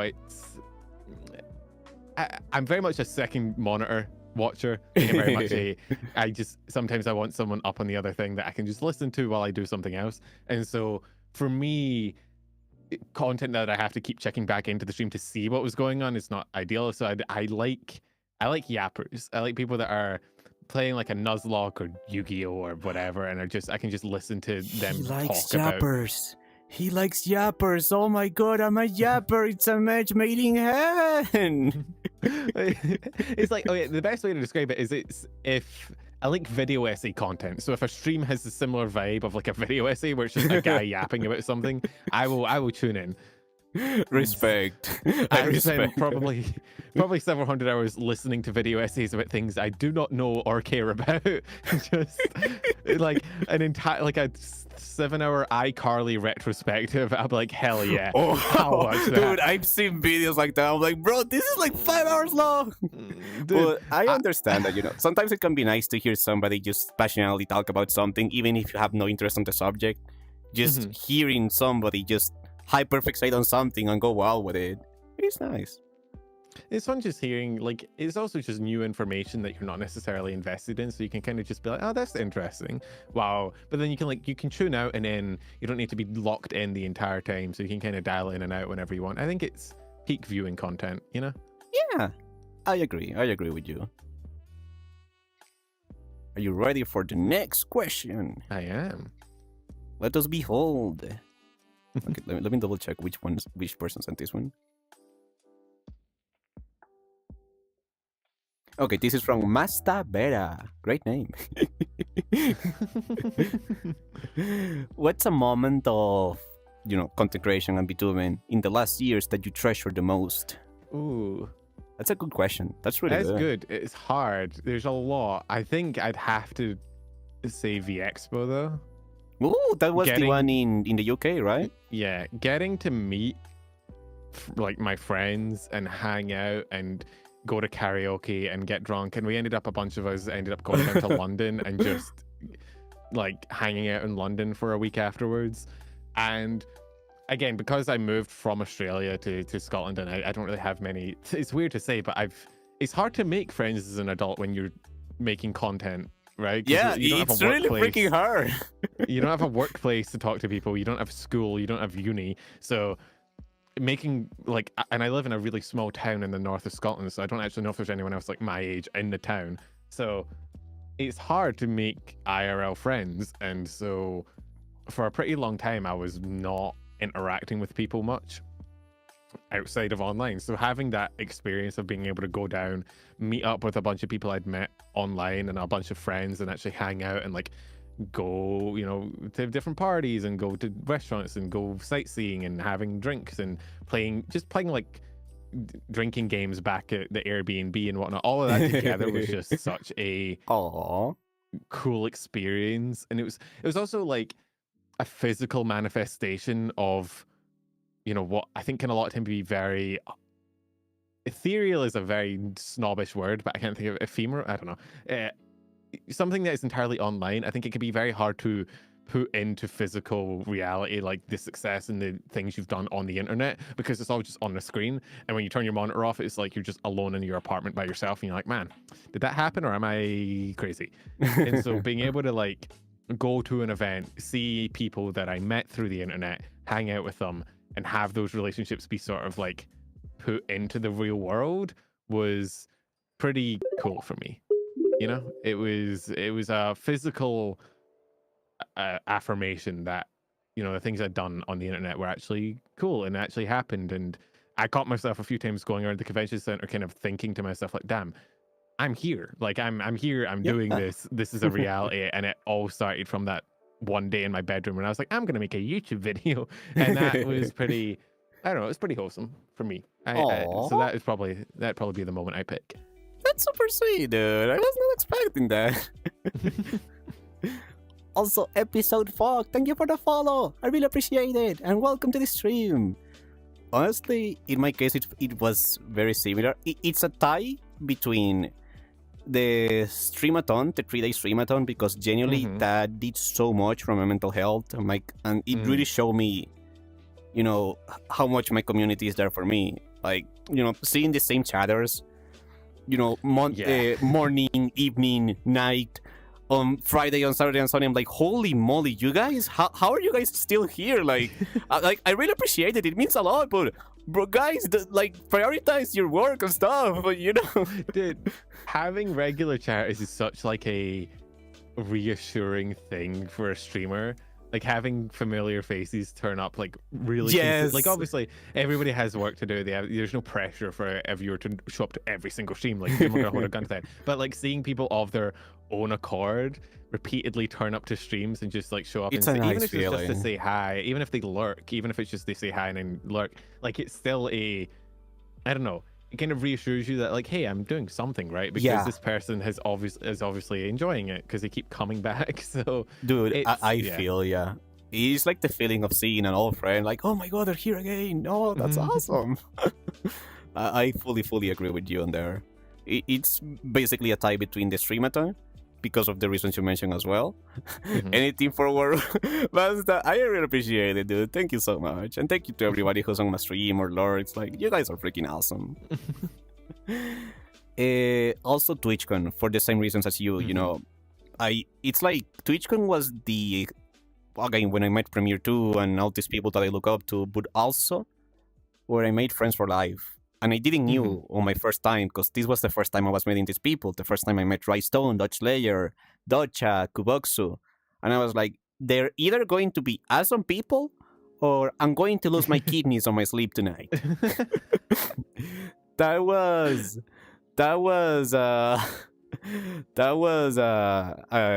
my thought process. I'm either gonna get stabbed tonight, or it's gonna be the best time of my life. Thankfully, it was the best time of my life. You know, I put all these people that I only saw as avatar or usernames into actual people. We clicked right away. And, you know, as you say, you know, seeing the reach that you have, like I got recognized a few times during TwitchCon. Of course, I had a cosplay, so, you know, that helps. But, you know, it was nice to, you know, just network, to see all these other people, to be in my space, you know, because it was my first convention ever as well. So it was like, I found my space. I found a place where I feel comfortable, where I feel happy. Everybody here is a streamer or a content creator or a viewer. And I can just freaking yap about streaming and meet new potential friends. And it was awesome. It was like the whole tangent you went on, generating friendship and energy. That was basically TwitchCon for me. I met so many freaking friends from that experience. It was like, oh my God, you're a streamer? Oh my God, me too. You're a VTuber? Oh my God, we have so much in common. Yeah, VX was my first con as well. So yeah, there was definitely, I had a lot of fun. I enjoyed it a lot. It was a great time. I'm hoping to go to more conventions this year. I'm still fighting with myself to lock in the off-Kai trip. Do it. Is a thing of like, I know I'll love it. I know I'll adore it, but also like flying from America to flying from Scotland to America is expensive. It is expensive. I'm debating. Is a big toss up. I think I'm going to contact a bunch of friends that are maybe going and see about like what accommodation and stuff we can check out. So I can try and budget it, and then once I have a final budget, I can be like, do I want to do this or not? And by that time, I'll probably say yes. But That's fair. That's fair. Can I address chat real quick? Just 1 second. Go for it. Yeah. Thank you. Episode 4. This is Hi, Let's Chat. As you can see on the logo above Pen's head. My big head. His big head. This is my guest. Big round orb. Perfectly circular. He's my guest for today's episode. I host this bi-weekly. We talk about mental and emotional health, but also it's a free-flowing conversation. So we could be talking about purple alarms or how to not get shanked in the UK. But, some of the recurring themes are mental, emotional health, the struggles you can face as a creator or as a streamer or even as somebody going through a creative endeavor. We have viewer-submitted questions, which we are going through at the moment, and also kind of mixing a bit of free talk as well. Hello, why does your guest have such a massive head? That's crazy. He's one of my mods. How would you like to answer that? Is that where you hold all the ideas? It's all my knowledge, all my IQ points. I'm so smart, and that's why it's so big. You went on character creation and you maxed out the intelligence slider. I did. I slid it all the way up. I maxed int. No wisdom, all int. Yeah, that's where I store all the VTuber news. You're like Megamind, but in VTuber news. Yeah, it's only because the only reason it's this big is because it's Sunday. Throughout the week, it builds up of news, and then on Sunday, I like puncture it and let it all out. On Mondays, I actually have a perfectly normal size head. Oh my God, he's where he stores the news. That's a great answer. Oh my God. So, we were talking about TwitchCon and stuff and conventions. I'm on the same train. I really want to go to TwitchCon USA, and I think I will, but in my case, it's a bit more expensive than from other people because I had a big spine surgery. I had a 60-degree scoliosis surgery many years ago. So I can't sit down for long periods of time without having excruciating pain. Like I have to change my pose. Shit. I have to sit and lay down, sit and lay down. So I need to go for business class because it's the only seat that can recline, Yeah. That is 4,000 euros. Just the flight alone. Just the flight. Yeah, that would be a bit of an expense, wouldn't it? Yeah. I am trying to make it happen because there's a bunch of people that I really want to meet. I know there's a bunch of people that will really like me for me to go. And it is looking positive. Like, if we continue on this positive streak of anonymous donor... listen, if it gets me to TwitchCon, so be it. It's been working really well, to my surprise. It's been working surprisingly well. Listen, if you get to TwitchCon via diapers, you have to wear a diaper to TwitchCon. I think that's the way you have to set up don't your give them community. ideas. Everyone, don't give them ideas. They're going to make it happen. Ben, you are misunderstanding my chat. They will do it. If it. to TwitchCon via diaper donations, you need to wear a diaper to TwitchCon. Who says At least for one day. Who says I'm not wearing one right now? Hey, I'm kidding. I'm kidding. I mean, hey. I'm kidding. Man, I don't think that way. I'm kidding. You were talking about how you don't like leaving chat. I guess that's how you manage it. Yeah, I'm a gamer, man. I grind. I'm on Got the a grind gamer bottle. Yeah, I got my manly gamer ball. Oh, God. 5 subs to see the diaper? Yes! I am so sorry if that happens today, Pen. I am so sorry. I am so sorry if that happens. Listen, the way I exposed my community to you was through that diaper raid, so I'm sure they're used to it by now. I am so sorry, man. At least your community was chill about it. At least. My community's seen some shit. They've definitely experienced some stuff in their life. So You know what? That's fair. That's fair. Okay, are you ready for the next question? yeah, I'm very ready. Is it diaper related? No! Oh my god! No! No! No! Unless there's only one way. There's only one way to find out. What would you say that makes you the most as a content creator in your view? That makes you up like, the most. Oh, like what my main thing is? Like what my main brand is? Or Yeah. what, my main... what would you say is the main aspect for that makes you up as a creator? I mean, as a creator currently, it's probably the news. I guess I'm pretty tapped into the VTubing space. I'm pretty knowledgeable about most like corners of the industry. I know most agencies. I know most indies. I know kind of how I got like my finger on the pulse of it all because I've been covering news for 2 years. So The finger. You got the finger. I got the finger, and my fingers make up most of my content.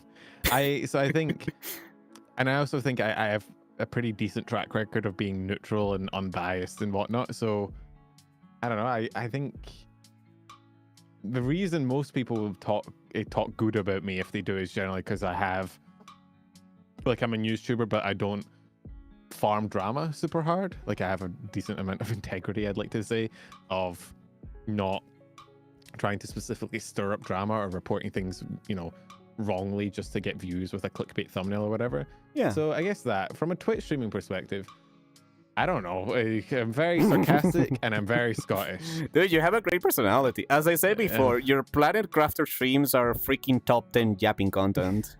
It's a great game for yapping. I can't wait for it to hit the VTuber scene as a whole. Everybody's gonna be crafting planets soon.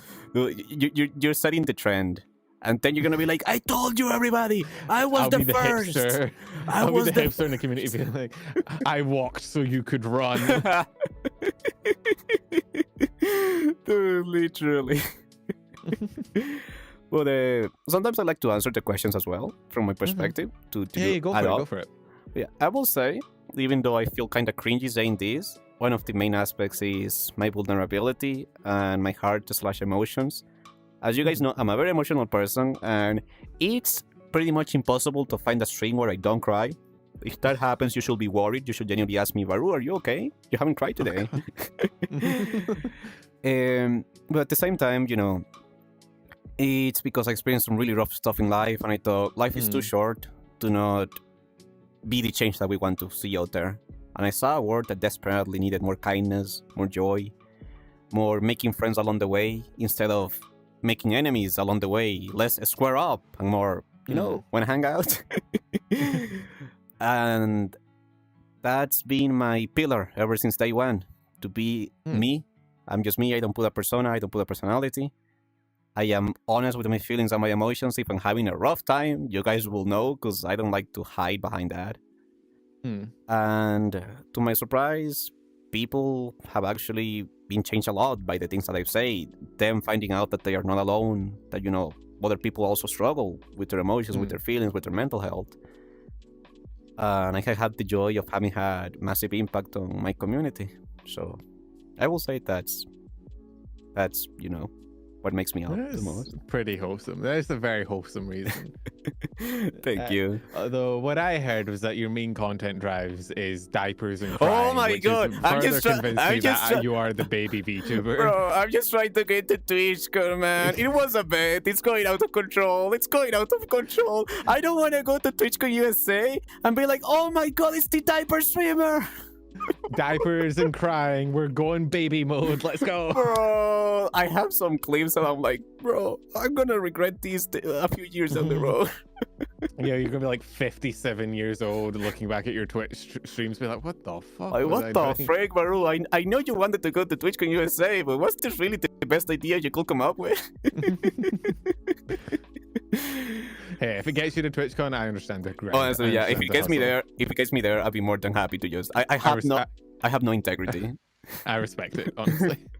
Well, I won't say integrity. I have no shame. That's the thing. I will Yes, never that's- farm or clout or do drama or anything like that. But I have no problem making the absolute ridicule of myself. Mm-hmm. I respect it. Thank you. It comes after years of self-sabotaging and lack of self-esteem. You kind of stop caring at some point. You're like, freak feel it, that. we ball. All right, let us show up to the next question. We have 4 more questions remaining. They are not too long, just in case you're strapped for time. Just to give you a heads up. Actually, I mean, I do have to dip because it's news day, so I have to start working on the short and the everything, getting that together. But I should be good to answer these questions. Okay. Gotcha. Oh, this one's yours. This is not from my community. This is not from my community, buddy. This came from W. Walco. He says, you still owe us a booba tier list from getting you to 100k. When are we getting it, Pen? He sounds very demanding. Backstory. Back when I had, like, I don't know, 10k subs or whatever, on stream, offhand, randomly, it wasn't like a pre-set up. I just randomly was like, I did a thigh tier list as a joke, right? Where as part of my tier list series, I did one for thighs and I ranked them all and Numi won and it became a whole bit, right?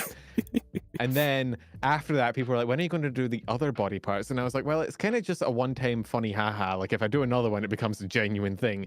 And so I was like, you know what? If I ever get to 100k subs, at that point, you know, an incomprehensible number. But if I ever get to 100k subs, you'll get it. And then I got to 100k subs and I didn't want to do it. So, because people don't realize how awkward it would be to sit down and just talk about anime titties for like 2 hours straight. All right. No, let him cook. Listen, I think you can tap into incredible potential here. I'm just saying, there's an audience out there.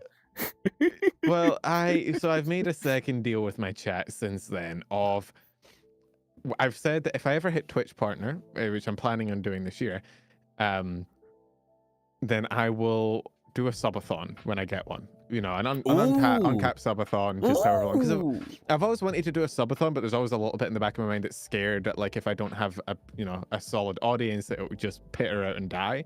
And so I was like, hey, if I hit Twitch partner, a celebration, we do a subathon, it might, go for a weekend or whatever. And if I'll make one of the goals booba tier list. And yes! There you go. There we go. Is a win for me because one means that if I do, get Twitch partner, then there's a chance when I do get Twitch partner, thank you. That's the way. I have a chance of not still having to do it. And it also means, I mean, I've added a bunch of other things onto that list. There's a few. I'll probably have like getting a full body model up there as well, like a big boy model. Yeah, so you're not so squishable anymore, so puntable. Lose my big head and all my VTuber news knowledge. That'll happen if I ever fully transition away from VTuber news and I don't have to store it in this head anymore. I'll just squish it down and become a normal It's head. your metamorphosis. You shy away your corporeal form, away from the VTuber's form, the VTuber news. But yeah, there's a few things in that list that we've kind of came up with for goals. So there you go. That's when you're getting it. When I hit Twitch partner and I do that subathon. Everyone, we gotta get Penumbral to Twitch partner this year, and then just don't stop subscribing. Just don't stop sending subs, so we can get him to stream forever and regret his decision. Just keep sending the subs. Tell your mother, tell your dog, tell your freaking teacher, tell everybody.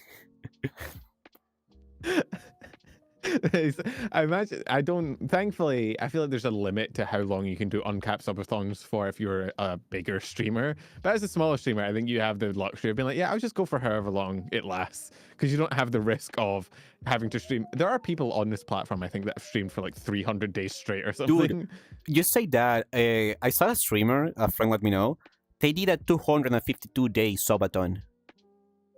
Jesus Christ. Yes. Yeah. That's absurd. I stream like 4-5 times. I think I stream 5 times a week. So the idea of streaming consistently for 400 days is absurd to me. Dude, I get tired after like 8 hours of streaming. I'm done. I'm like, I can't physically think anymore. I'm completely drained. What? I don't know how people can do day after day streams like that. It's absurd to me. I get the opposite. Like, I get energy from the streaming. Really? Yeah, I could be having a hard time, but when I stream, it's like I suck the chat energy, I suck their life essence, and then I get out the energy back. Excuse me? Did I stutter? No, you didn't, unfortunately. Exactly. I don't know, man. When I stream, I notice myself I get really tired really quick and I get hungry. And I think it's because It's because I'm lurking on the let myself- chat. yeah, you're stealing my energy. I think I'm it's because I still- don't let myself eat. I think if I change that and I let myself like actually just start eating when I'm hungry on stream, I could probably last for a lot longer. Have snacks, dude. Genuinely, I usually have a big meal 1 hour before stream, so it lasts me. But I also have snacks throughout because hunger it just puts me on the mind fog. I can't stream when I'm hungry. I need to get some like granola bars or something and just have them next to my desk.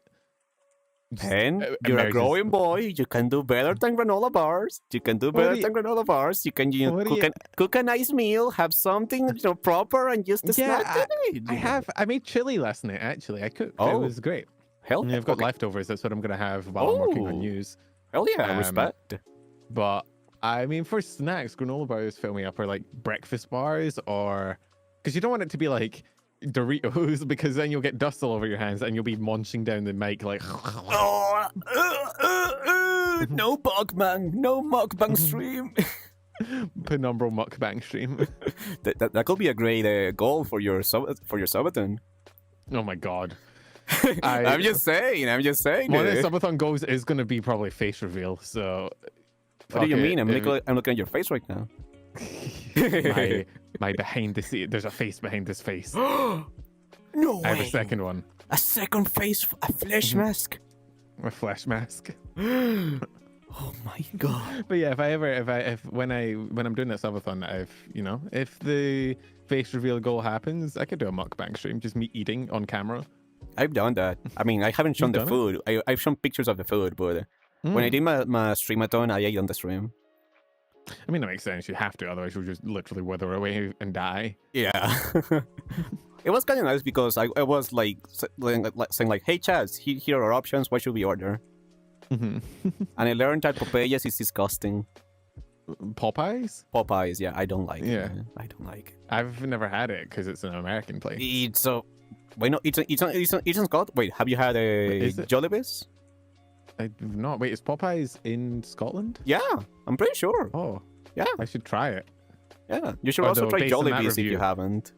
Based on that, I maybe shouldn't try it if it's as bad as you say it is. If you can get it at the place, it's better. But I ordered for takeaway and it was overpriced. I did not get bang for my buck at all. Yeah, my New Year's resolution was 1, Twitch partner, but 2, not to eat out, because I noticed that. I mean, it makes sense in the streaming space. You're like, you stream for 8 hours, you get off, you sleep, you wake up, you have to edit a video, and then you realize you haven't eaten in a day. And you're hungry. Yeah. And so you're just like, oh, I'll order like a Subway, or I'll DoorDash some food, because you don't have that schedule that I think a lot of time you have in a normal 9 to 5. And so I noticed that I was eating out a lot, and it was costing me more than really it should have. And in my considering my goal this year is to go to a lot of conventions, maybe try and get to Off-Kai. I'm going to Florida later in the year. I'm going to V-Expo again. If I could get to TwitchCon, I would, but that's probably a bit too many conventions. How many subs? How many subs? How many subs to get him to TwitchCon? I'll go live on my chat, be like, hey chat, 100 subs and I go to TwitchCon. Bet. No, I mean, there's the Europe one. That one is a bit easier to get to. I might go to the Europe one because the Europe one would probably cost me like 60 quid to get to. Dude, if you do, please let's meet. I'm 100% going to the Europe one. Hell yeah. When is it? It's in Rottingham again, isn't it? Yeah, in Rotterdam, it's at the end of May. Not Rottingham. Rottingham's a place in England. No, yeah, it's Rotterdam, 28th of May. Oh, okay. Interesting. I might be able to do that. If I can't swing Off-Kai, I'll definitely go to that. Yes! Let's see, what is the flight from Edinburgh to Rotterdam?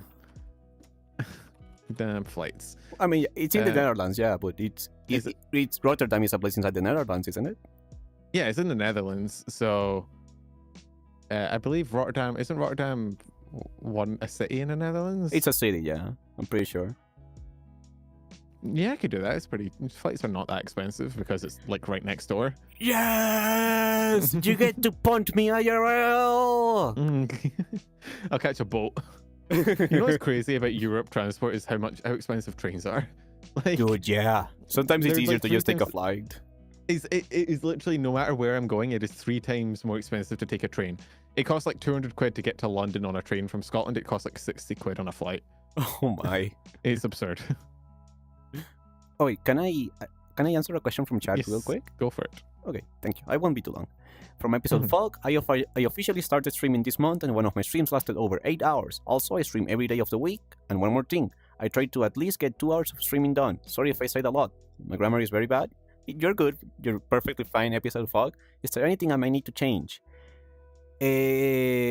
My humble advice, and this might not work for you, I stream 3 to 4 times a week, usually for 3 hours, sometimes 4 if I have the energy. And I use my off days to, catch up with friends, check their streams, but also make shorts. Not put all my eggs into just a streaming, Make videos, put my content on TikTok, on YouTube Shorts. Because as a streamer, you want to reach out to as many people as possible. You want them to check your stream. And if you only depend on Twitch, that's going to harm your growth one way or the other, in my humble opinion. Valid is the advice I give to streamers every time they talk about it, is that if you just hit go live every day, you're not gonna get anywhere. You need to invest in other ways, even if that other way is just having a platform out, like being on Twitter and talking to people, being on YouTube. I hate social Even media. I hate social Yeah. media. All the post people looking for friends. They're never looking for friends. They're farming No, cloud. They're farming don't. cloud. Yeah, don't do that. Don't go out and be like, guys, I'm looking for collabs. Talk below if you Dude, want the it. Like, collabs one. That is so. I always fall for them because I just want to make a friend, dude. yeah, no, don't, or the follow for follow, not that stuff, but even Oh, just being God. like having connections in the space, uploading content, Yeah. making shorts. I'm trying to increase my production rate on that as well. I uploaded one whole short and then I was like, yep, that's it. So, I feel that. Yeah, thank you for your perspective. Okay, let me go to the next question. We are on the final ones. Am I allowed to ask him a question? You are free to the real theater. We might or might not get to it depending on how much time we have remaining. We're trying to prioritize the viewer submitted questions. yes. This comes from, I think, Anonymous. How did you come up with your Twitch username? I used to go by Shadow because I'm a generic e-boy on the internet. I used to go by Shadow in most of my online like gamer tags and whatnot. And I did my master's in medical physics, which has a thing in it. I'm not going to get into the details, but there's a whole thing in it called the penumbra of a radiation, the penumbra zone, which is like, it's the area between like the darkest part of the shadow and the light is like that area of transition. And so when I was making my VTuber name, I was like, I like Shadow, but I don't want to change, I don't want it to be Shadow, because then one, that's generic and it doesn't stand out a lot, right? But also there's already a Shadow, and it's not, I don't want it necessarily linked to all my past accounts. So I was like, what's something similar that isn't? And then I thought Penumbral. So there we go. It was pretty simple. There we go. There's actual lore. There's actual reasoning behind that. Yeah, I didn't just pull it out of a hat. Yeah, you put some thought into it. I just took a very common name in South America, jumbled up the letters a bit, and that's how I got Barbu. That's literally my only reasoning. I was like, oh yeah, this sounds nice. We'll go with that. Oh, I'm trying to think of Roava? No. Oh God. What name is it? I cannot say that without doxing myself. Oh, okay. Wait, Yeah. is your actual name? Maybe. Oh my God, Varoo. I thought you meant it was like a random name from South America, not it was. Listen, I can't lie. You kept digging. I had to answer. I wouldn't have asked if I knew it was your. I thought you just took a random name from South. Not that you took your name and Listen, jumbled it's it up. my fault. I can't lie. Oh If you my ask me God, something, Varoo. do you want the numbers on the back of my credit card? I'll give them to you. No. I'll give them to you. Just ask for them. I'm not trying to dox you on your own show. Oh God. Also, real quick, does Baroo do collabs off stream? I do. Like, I mean, I consider an off-stream collab when I collab with somebody, but I don't stream my point of view. So I will say so. Yeah. Okay. Next question. Can't believe I got dogs on my own news show. Man. Not even news show, but wow. Yeah, I'll dox you on my news show. Actually, I think we might be able of skipping this one, or maybe just answering the later half. This is from, let me see the person, from Merlino. Because I kind of talked about it earlier, didn't I? About Yeah, why we did talk about it. News. I think the part we can answer is the format, the 60 second format, yeah. Yeah, because I've already talked about like why I started it and why it was more me just talking about as a fan and then kind of spiraling into news content. The 60-second format kind of came around just as it started actually as a VTubing last month in 60 seconds. It used to be a monthly thing because it was when I was just really getting into the VTubing space. And again, everything's so complicated for new people that I wanted to make it accessible to them. And YouTube Shorts were popping off. And there was one specific month where it looked like a ton happened. Like so much had happened. And I was like, oh, I could make a thing covering everything that happened this month so that people are aware of like what's going on. And it also, in that time period, I'd started uploading shorts of my VTuber experience vids, which was the one Numi was in, where like each individual VTuber had like their own short of like them in a nutshell. And so given those were doing so well, and I was like, hey, this is a very, big month, a lot happened, maybe people would like it summarized. I just made a short summarizing the month in 60 seconds. And literally, the only reason it became a series is because of one comment. There was one comment on that YouTube video. It was like, hey, this is cool. Have you considered making this a weekly thing? It'd be really, I'd really like it. I never even considered making it a regular thing, never mind a weekly. But I was like, hey, that's not a bad idea. And so I made my first ever VTubing last week in 60 seconds, and it got 1.1 million views. Holy and I was like, mother of God, that's wow. I was like, this might be a winner format. It might just work, yeah. This might be a winning bet. So yeah, that's where it came from. Wait, oh my God, silver lining on the chat. Oh, so that's why the name sounded familiar. It's last week in VTubing to the shit will doom scrolling. Yes, I am on everybody's TikTok and YouTube Shorts feed. I am everywhere. The number of people I meet who are like, your voice sounds familiar. Where do I know you from? And it's like, do you want me to say the line? I can say the line. Oh my God. Listen, it's much better than being known as a diaper streamer, man. I'm just saying. That's true. You might be tired of it, but shorts. Yeah, there's worse things to be called. Trust me. You should make diaper shorts. Clearly, capitalize on your niche. Clearly, that's an uncapped market that I haven't, exploited yet. Yes. Yeah. Oh my God, it's not a diaper stream. No way. I told you, just a little potato. It happens anytime there's 5 or more subs. Hi, just a little potato. I told you I'm not a diaper streamer, at least for now. Oh my God. All right. I think this might be your final question, if I remember correctly. Oh, yeah. This is the final question. Cool. From Anonymous. What is your favorite moonface penumbral? Oh, that's an interesting question. I mean, I feel like I have to make it like waxing crescent because that is my logo. I think my logo is literally the waxing crescent. That's I've never actually had anyone ask me my favorite moonface, but waxing crescent is the one that's my logo. By the way, there's a lot of people that don't realize my logo is just the letter P but with a moon on top of it. No way. A lot of people think it's a lot of people have thought it's like a pirate ship flag, or it's not. No, it's the letter P. God, penumbral! It's the letter P for penumbral. I don't understand what this. What the freak? You can't just drop a truth bomb like that. It's Bro. my Twitch profile picture, my Twitter one is all just it's a letter P for penumbral. I don't know what people think it is. I thought you were into pirates, man. Oh my God, my immersion. P for pirate. Yeah. Yar. But yeah, so probably waxing crescent for for the lore reason. You know what? That makes sense. I am flabbergasted that I didn't realize before. I generally thought it was like a pirate flag. I've had more than a few people think it was a flag.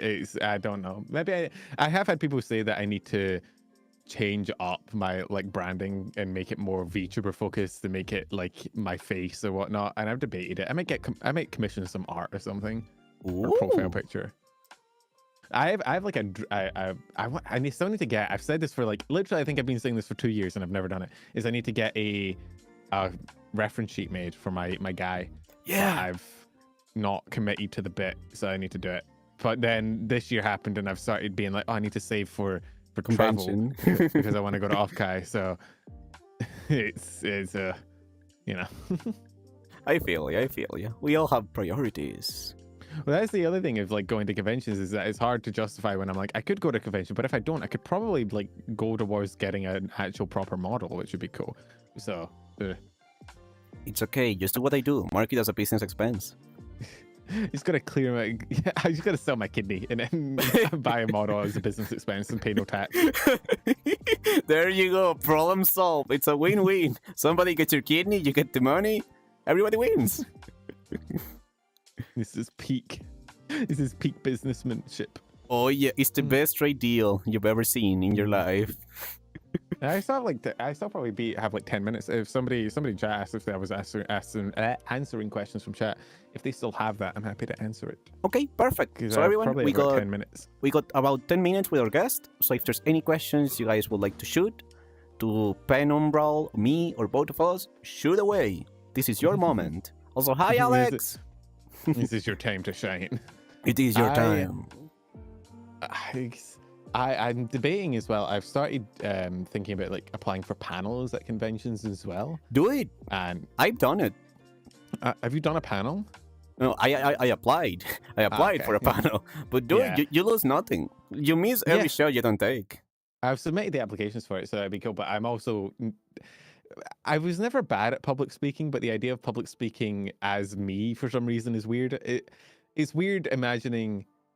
It feels like everything now has more stakes because I have an existing channel and content where now everything's tied back to me and people know me. It's weird. Am I ticklish? Is the moon made out of cheese? Yes, it's made out of brie cheese, actually. I actually built the moon. Yeah, I love the cheese. Sage of Six Paths. I actually love cheese don't so like much. cheese. You don't? You're dead to me. That's it. Get out of my show. Get out of my I show. should clarify. I don't like cheese on its own. I like cheese. I like pizza, so I still like cheese on pizza. I just don't like it generally with anything else. I would not. I'd rather anything else with my food. Oh my! I know. I'm an offense to all my. I'm not gonna lie. This is going into your Google review. This is going into your Google review. I'm sorry. I'm gonna have to dock a few points of your shit. I'm sorry, man. I'll accept that. I've dishonored my ancestors. You have dishonored the brave Scottish. Am I ticklish? Yes. Unfortunately, I have two older sisters, and I have been tickled more than my fair share throughout my life because they thought it was hilarious. So yeah, I'm a little bit ticklish, just a touch. Not that anyone will ever get the chance because I'm so good at kung fu. You can't approach me. I'm too fast. I respect that. Nothing better than a piece of cheese to snack on. Yeah, it's the ultimate snack food. It's the ultimate snack food, dude. Oh, what's the favorite game I've ever streamed? Is actually a good question, Chris. Good question, yeah. I'm trying to think, like, what is the most fun I've had streaming a single game? I think it might be Outer Wilds. You streamed that game? Yeah. Oh. Dude, I think Outer Wilds is probably one of the best gaming experiences I've ever had. I haven't finished it, but I know a little bit about it. I will not spoil it. Outer Wilds is genuinely like a almost transcendental gaming experience where I mean, I can't say much, but it was one of the most engaged, interactive, interested I've been in a world and its mysteries. Like it was a game I streamed that I genuinely, when I had to stop streaming because I was hitting my limit, I was streaming that game for like 6 hours. And when I hit that limit of like not wanting to stream anymore, it made me annoyed because I was like, I want to keep going. I want to figure out what the hell's going on. I know So the feeling. I feel like Outer Wilds is probably the single most fun I've had streaming a game. I mean, there's others. I've enjoyed the community games. I enjoyed playing games with chat. I enjoyed games that I get to collab with people with. So I enjoy, the Among Us I've played with people and stuff like that. It's been a lot of good experiences. But I don't think a game. Outer Wilds is maybe one of the best games I've ever played. The fact that I was streaming it just amplifies that stream, but the game itself was just insane. Especially the DLC. We don't talk about the DLC. We don't talk about the DLC. The DLC is not to be discussed in this household, okay? It is illegal and forbidden. Well, I know something funny about Outer Worlds since you mentioned that. Yeah. I actually streamed that game once back when I was starting streaming. Mhm. I know this is gonna sound really bad, but just hear me out. I've gotten much better since then.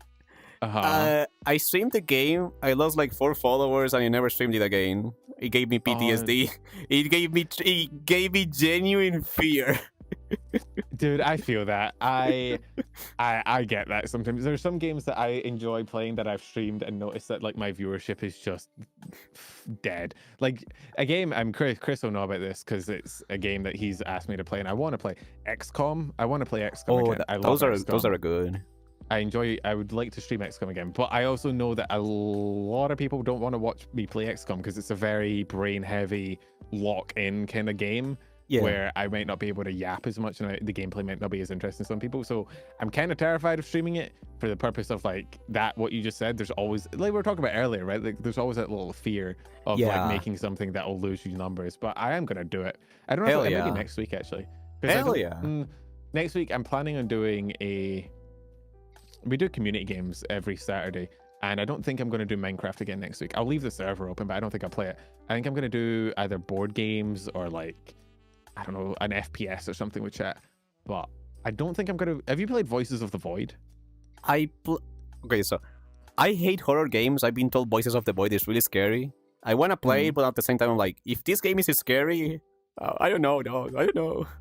It's not that scary. I got like 1 jump scare ever in the game properly. Everything else has been like, it's creepy a little bit, but it's not that.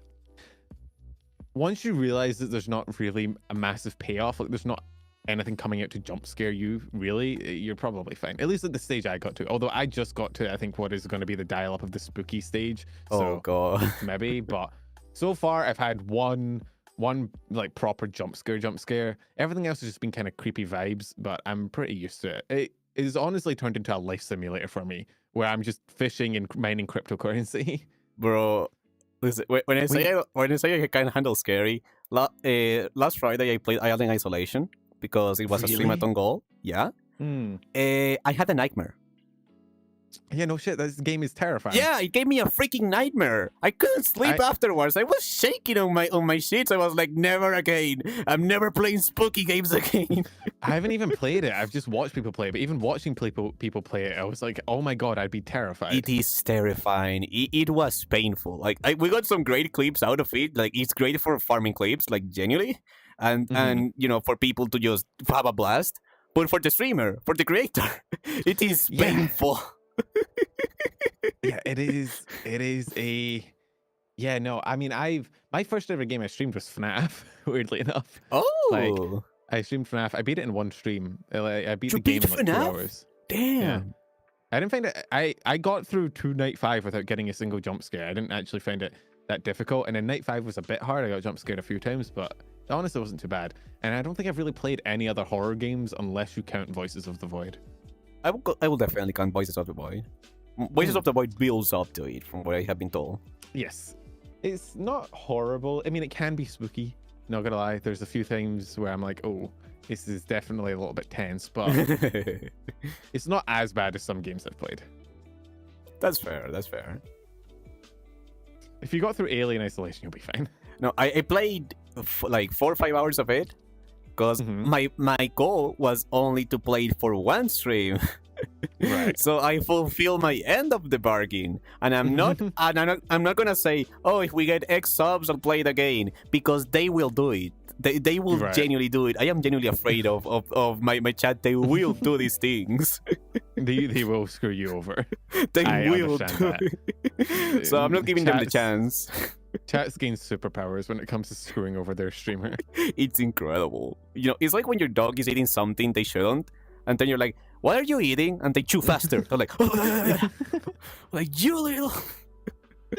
That's what chat is to me. Chat really is like a little pet that you have to make sure isn't killing itself in Minecraft Twitch. in Minecraft. Well, yeah, Ben, we have reached the end of the questions. Yeah, I should probably be dipping. I need to go work on news, but thank you so much for having me on. This was so much fun. Wait, you think it's over? Oh, It's time for your special session, my friend. excuse me. Did I stutter? I did not sign up for a special session. I apologize. This is not part of the leaflet you gave me. Hold up, I'm trying to bring it up. Why is it not showing up? 1 second, we are having slight technical difficulties. Just Understandable. VTubers. Just very slight. Why the freak is my wheel not on the screen? Wheel! Where's my wheel? Where's my crown? Where's my... Oh, there we go. Okay, Pen, Oh. at the end of each episode, we like to spin something called the Wheel of Collaboration. As a thank you for being on the stream, we have multiple prizes, and you have a shot at winning any of them. Uh-huh. So you have the chance to get a $20 art commission. TP, if you're watching this, I need your character sheet. Please. That's the only reason why I haven't done the commission. I need your character sheet. You have a chance of getting a $20 art commission, 5 Twitch subs, a pick-me-up / TED Talk, or a headpad. Are you ready to gamba? I'm banking on the head pat. You know, I'm so physically touch starved. I got that. I got There, a TED okay, Talk you for know, free, and I was if you want to do it, okay, listen, I'm here to serve. I'm here to help. All we got right. that- I got a TED Talk for free earlier. I scammed you. You can get 2. You can get more than 1. I'm ready. Spin it at your will. Gamba time! We're spinning the wheel of collaboration! Please don't be the Twitch sub. Please don't be the Twitch sub. Please don't be the Twitch sub. Please don't be the Twitch sub. Well, you don't like Twitch subs? It's go, much let's more go, expensive let's go, for me let's go. than... You get the headpad! You get the headpad! Physical affection! You get the headpad! Get physical affection. Get physical affection. Get here. You absolute Plop, goober. plop. You great Plop, streamer. plop, Plop, plop, plop, plop, plop. plop, Get affected. Get affected. Get affected. Plop, plop, plop, plop, plop. Plop, Listen, get patted, listen. get patted. You're gonna get partner. You're gonna be there. You're doing great. Don't let yourself doubt yourself. Just do it. Get affected. I'm getting the TED Talk as well. You're great, dude. You're freaking fantastic. He took the hoodie off. I need better access. I'm Here's my Penumbra bouncy ass hair. Rick. But yeah, dude, thank you so much for being on the show. It was a blast to have you, Penumbra. This was an amazing conversation. I'd be Thank super you for down having to me. hanging out, off stream or whatever. Yeah, You're on. I would also. This was super fun. We got to talk about so many things. Absolutely. That's the thing that I love. Like, this is the good thing about hosting a talk show. It's an excuse. This is just an excuse for me to get to hang out with people that I want to know more about. That's the excuse. Using streams as an excuse to socialize. I've been there. Literally. Do you have any suggestions for the raid? Oh, raid. Oh, who's live? Let's see. Why is I was going to say Tippy, but Tippy isn't live for once in their life. I don't know. Who are you thinking? Nari Kosai is streaming. You know Nari? Wait, is Nari live? Oh God. Wait, why is she not popping up? She is. Oh yeah, raid Nari. Okay, Nari perfect. is. I think Nari's fallen victim. I don't know if you've had this. I can't follow people on Twitch anymore. I have to go into my phone to follow people because on wow. PC I follow and then it immediately unfollows again, and so That's so weird. Also, hi, I Papa apparently wasn't Cola. following Nari. Okay, I'm gonna start the raid. The credits Yep. should be playing on the stream. The credits are not. The credits are playing on the stream. They're playing on the stream. Thank you so much, Ben. Any final words? Please shout yourself out. Chill out. Do it. Do it. You're not chilling, Ben. You're not chilling, Ben. I don't chill. I went to now stream to follow her before we raided. And Oh I my popped up god, on a bro, are you notification. serious? Are it you went- freaking It serious? went through. It went through for once, and now Oh she got my a notification that I God. haven't been following her Bro, all the same we are on her so birthday. canceling you. We're so making that tweet longer. Bro, it's over. It's over. But bro, you were an amazing guest. Thank you so much for being here. Everyone who watched the stream, thank you so much for being here. You guys are freaking awesome. I'm trying really hard to not look at the raid counter, so I'm going to unfocus my eyes. I'm going to go side-eyed. Yeah, fair. Thank Valid, you, valid, everyone. valid. I'll see Yeah, you thank you, guys Prophet on the day after Monday. Please check out VarooVT. They stream on Twitch, Use my twitch.tv code PAN to buy gamer subs. Use the gamer subs code for PAN. Make sure to get Chill. your anime titty milk. Make sure to subscribe to them on YouTube as well. And anything else? Dude, shield yourself out. Shield yourself out. Do it. I'm suffering from embarrassment from not following my friend when we're about to raid into her. She's reading a kudo board that I wrote a kudo board for her birthday, and she isn't, and I wasn't following her. We love you, PAN. You're freaking amazing, dude. You did great. There we go. Rates up. Okay. No, you're all good, dude.